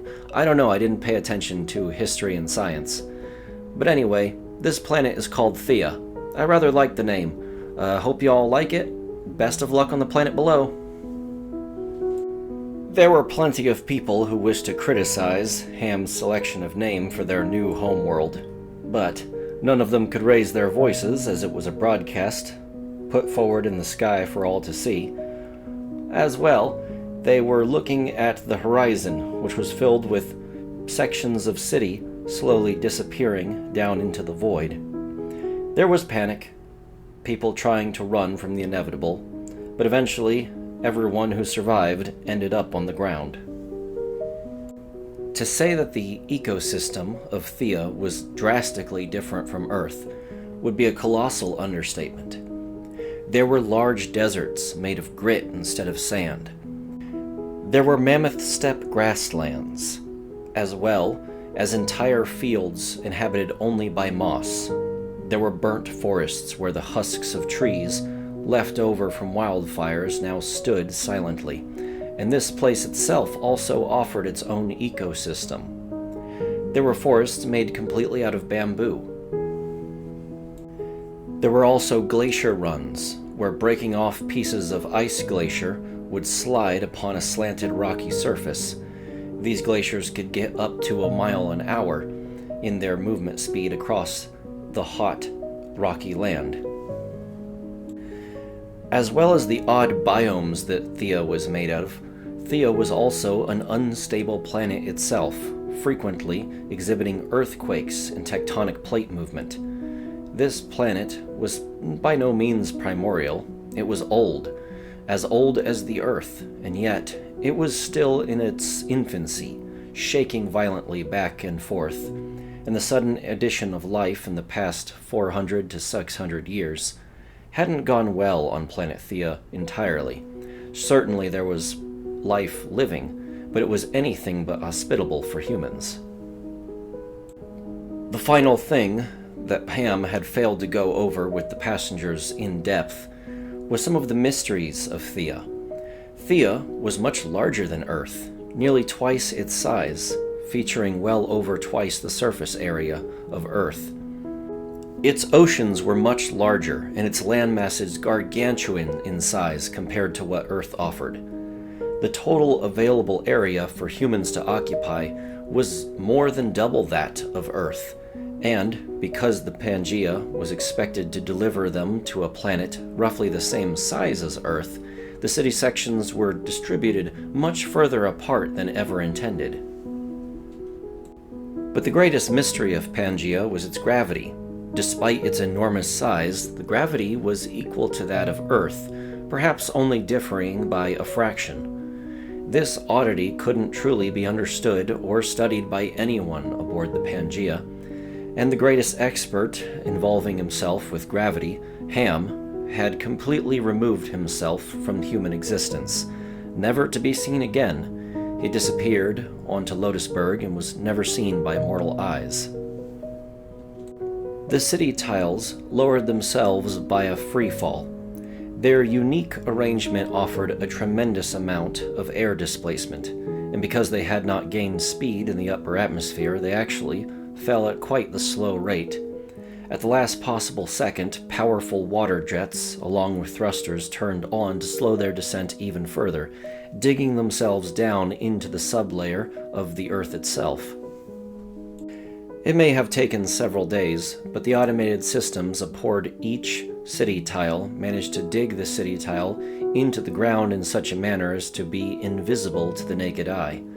The dirt level of the common city tile area versus the dirt level of the natural planet Thea were only differing to about a couple of feet in differential.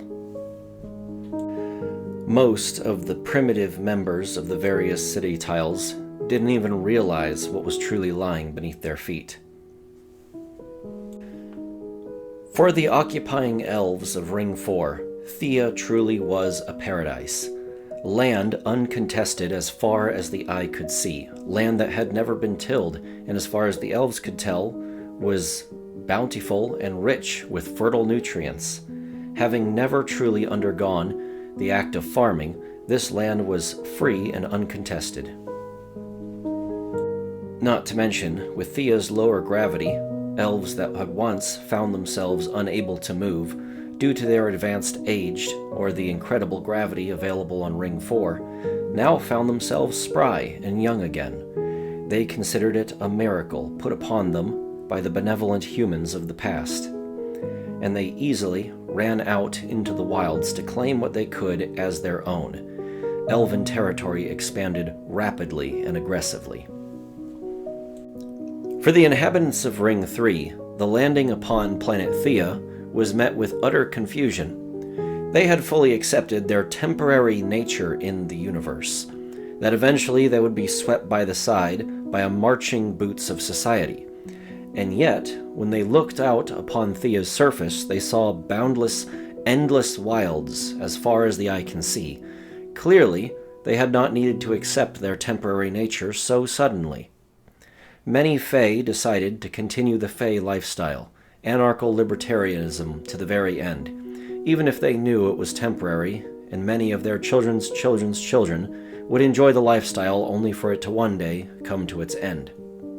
Some members of the Fae, however, who existed in large enough quantity as to properly propagate themselves as a species, decided to moniker the label Fae-born, meaning born of the Fae ideology and still carrying certain aspects of it at heart, but ultimately they would be their own society, their own species, shunned by the Fae, but venturing out onto their own, to explore and to conquer this brave new world as their own faction, their own species, in their own society, with its own laws, unique to that of the Fae.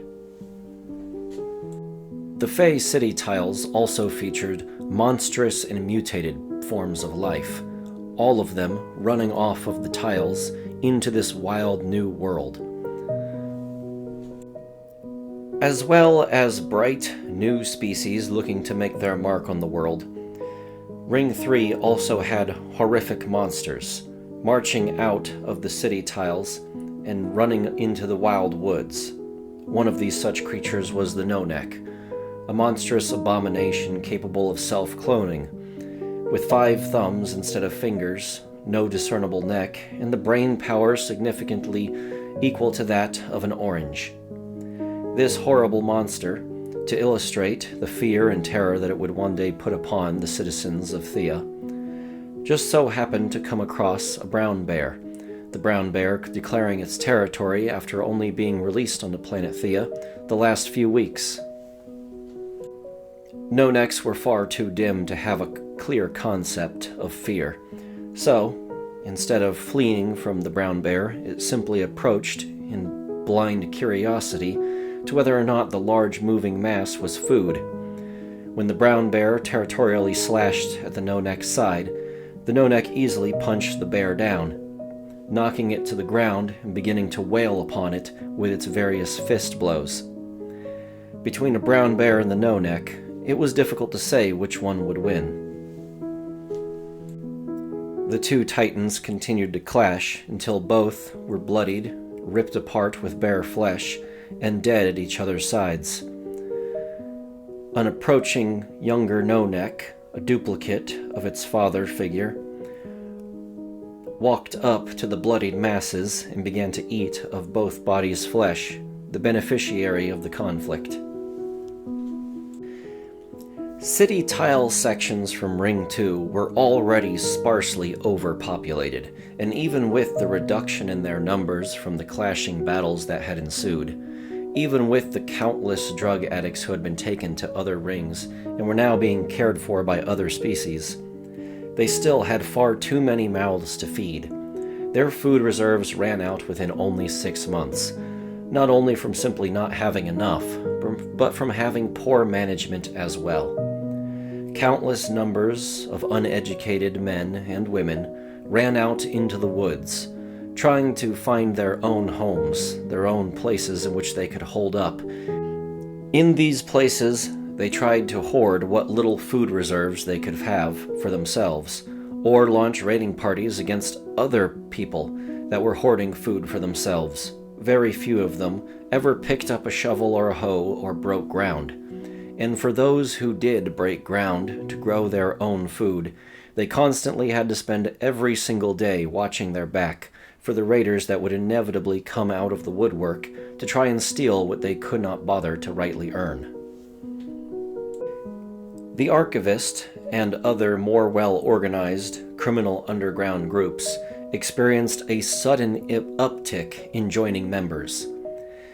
Everyone who sought survival sought some form of unifying structure, something to guarantee food on the table at the end of every week, and something that would put a bit of silver or gold in their pockets. For the mafia groups, this was obviously in the form of muscle, but many of them had legitimate businesses, such as the manufacturing of weapons, drugs, or food. For the Archivists, this was offered in the form of religious devotion and education, something that was dearly lacking, and being educated meant that you would have the knowledge necessary to guide your own way in the world. So, these incredibly powerful forces, the Mafia Underground and the Archivist, always had a silent agreement to not interfere with each other's affairs.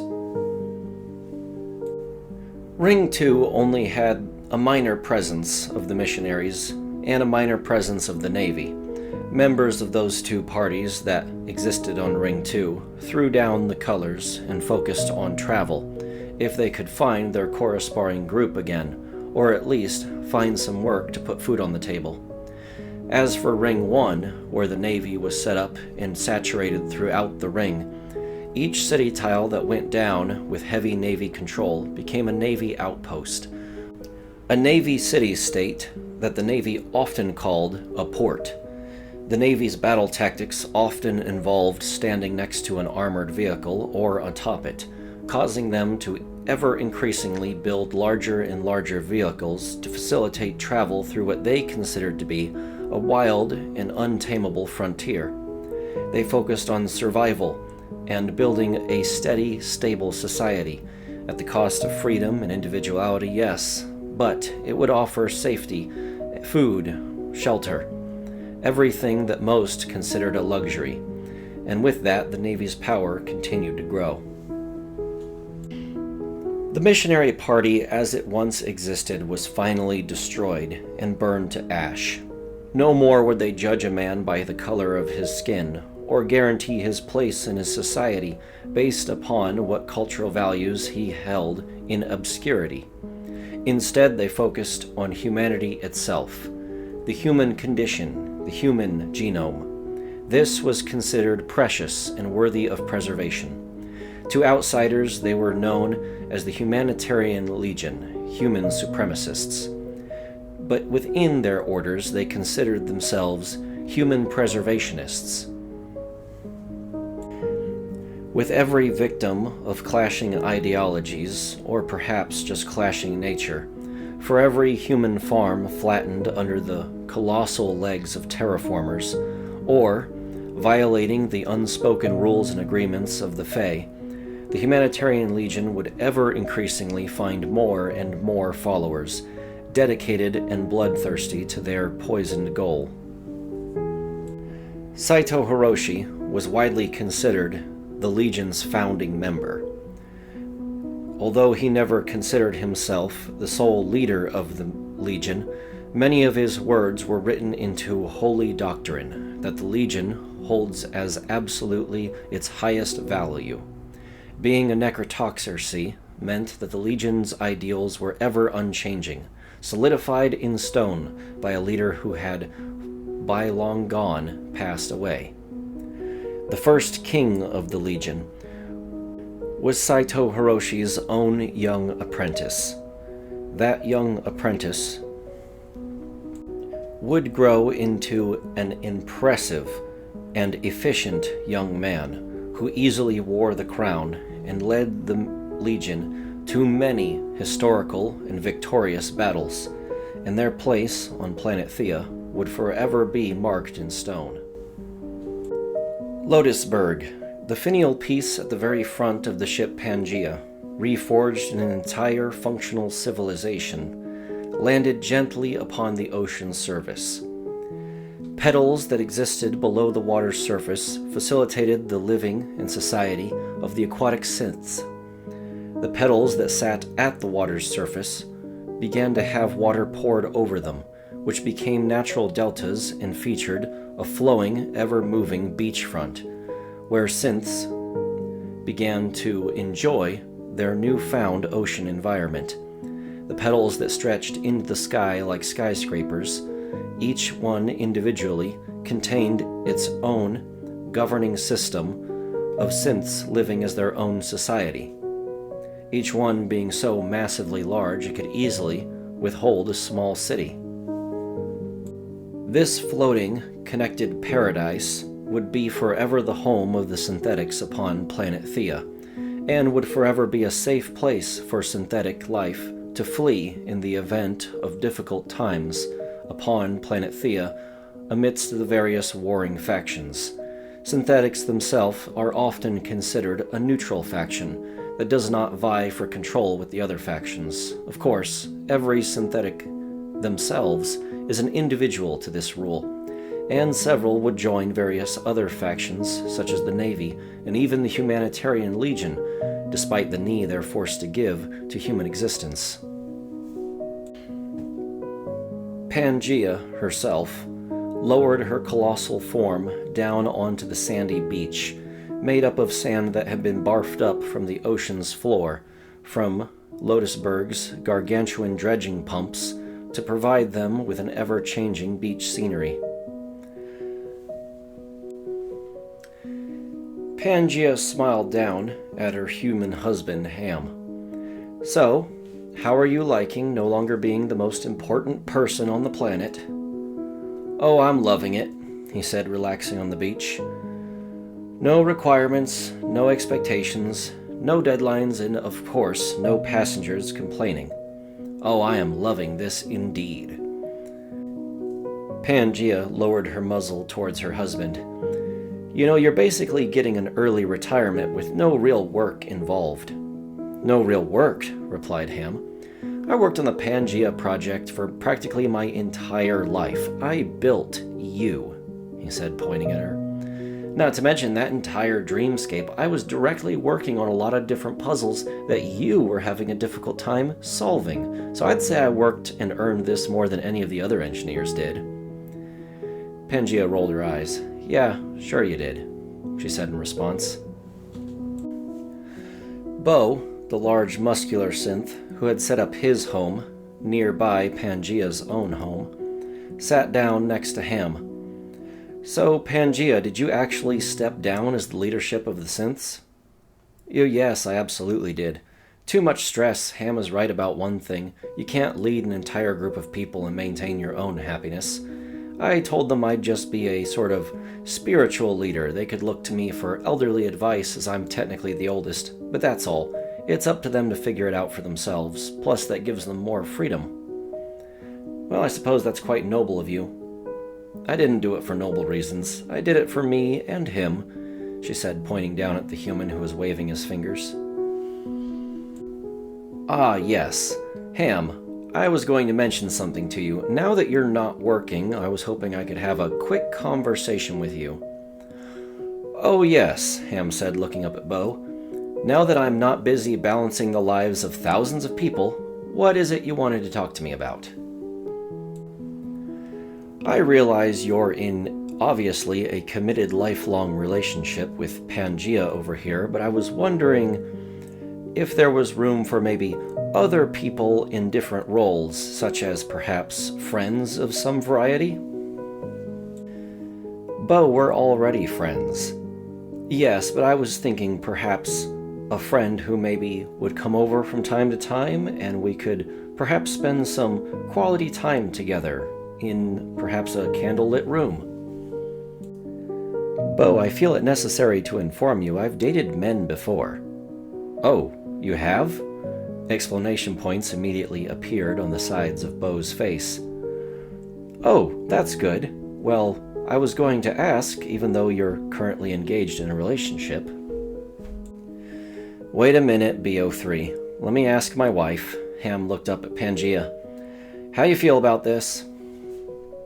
Pangaea had a big dumb grin on her face. I really want to watch him squish you with his giant muscles. Well, that's good to know. Okay, BO3. Looks like you're in as long as my wife gets to watch. Yes, Bo said. He then immediately raised his arms and began to lean forward over Ham. Trust fall. Wait a minute. BO3, maybe not that. The colossal synth then fell down onto the sand on top of Ham. I have been waiting for this for far too long, he said with a grin.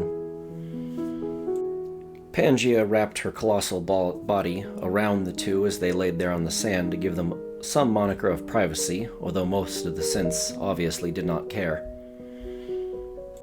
Sightings of the mysterious engineer number 3 of the ship Pangaea became sparser and sparser after that, and one day he disappeared completely, to never be seen again. No one knew what had happened to him. He had already gone into hiding from the start, but perhaps he was turned into a synth, or perhaps his chip was simply harvested for the synth's own benefit, and then he was discarded. It was never truly known. The identity and the actions of the engineer number 3, captain of the ship Pangaea, faded into far-gone legend. The end of the Ark of Ham. Thank you all so much for listening, especially those of you who have listened to every single chapter and fully comprehend the story. This was an ambitious project, to say the least. I always bite off a lot more than I can chew, and this is the first actual book I want to say I've actually brought to its completion.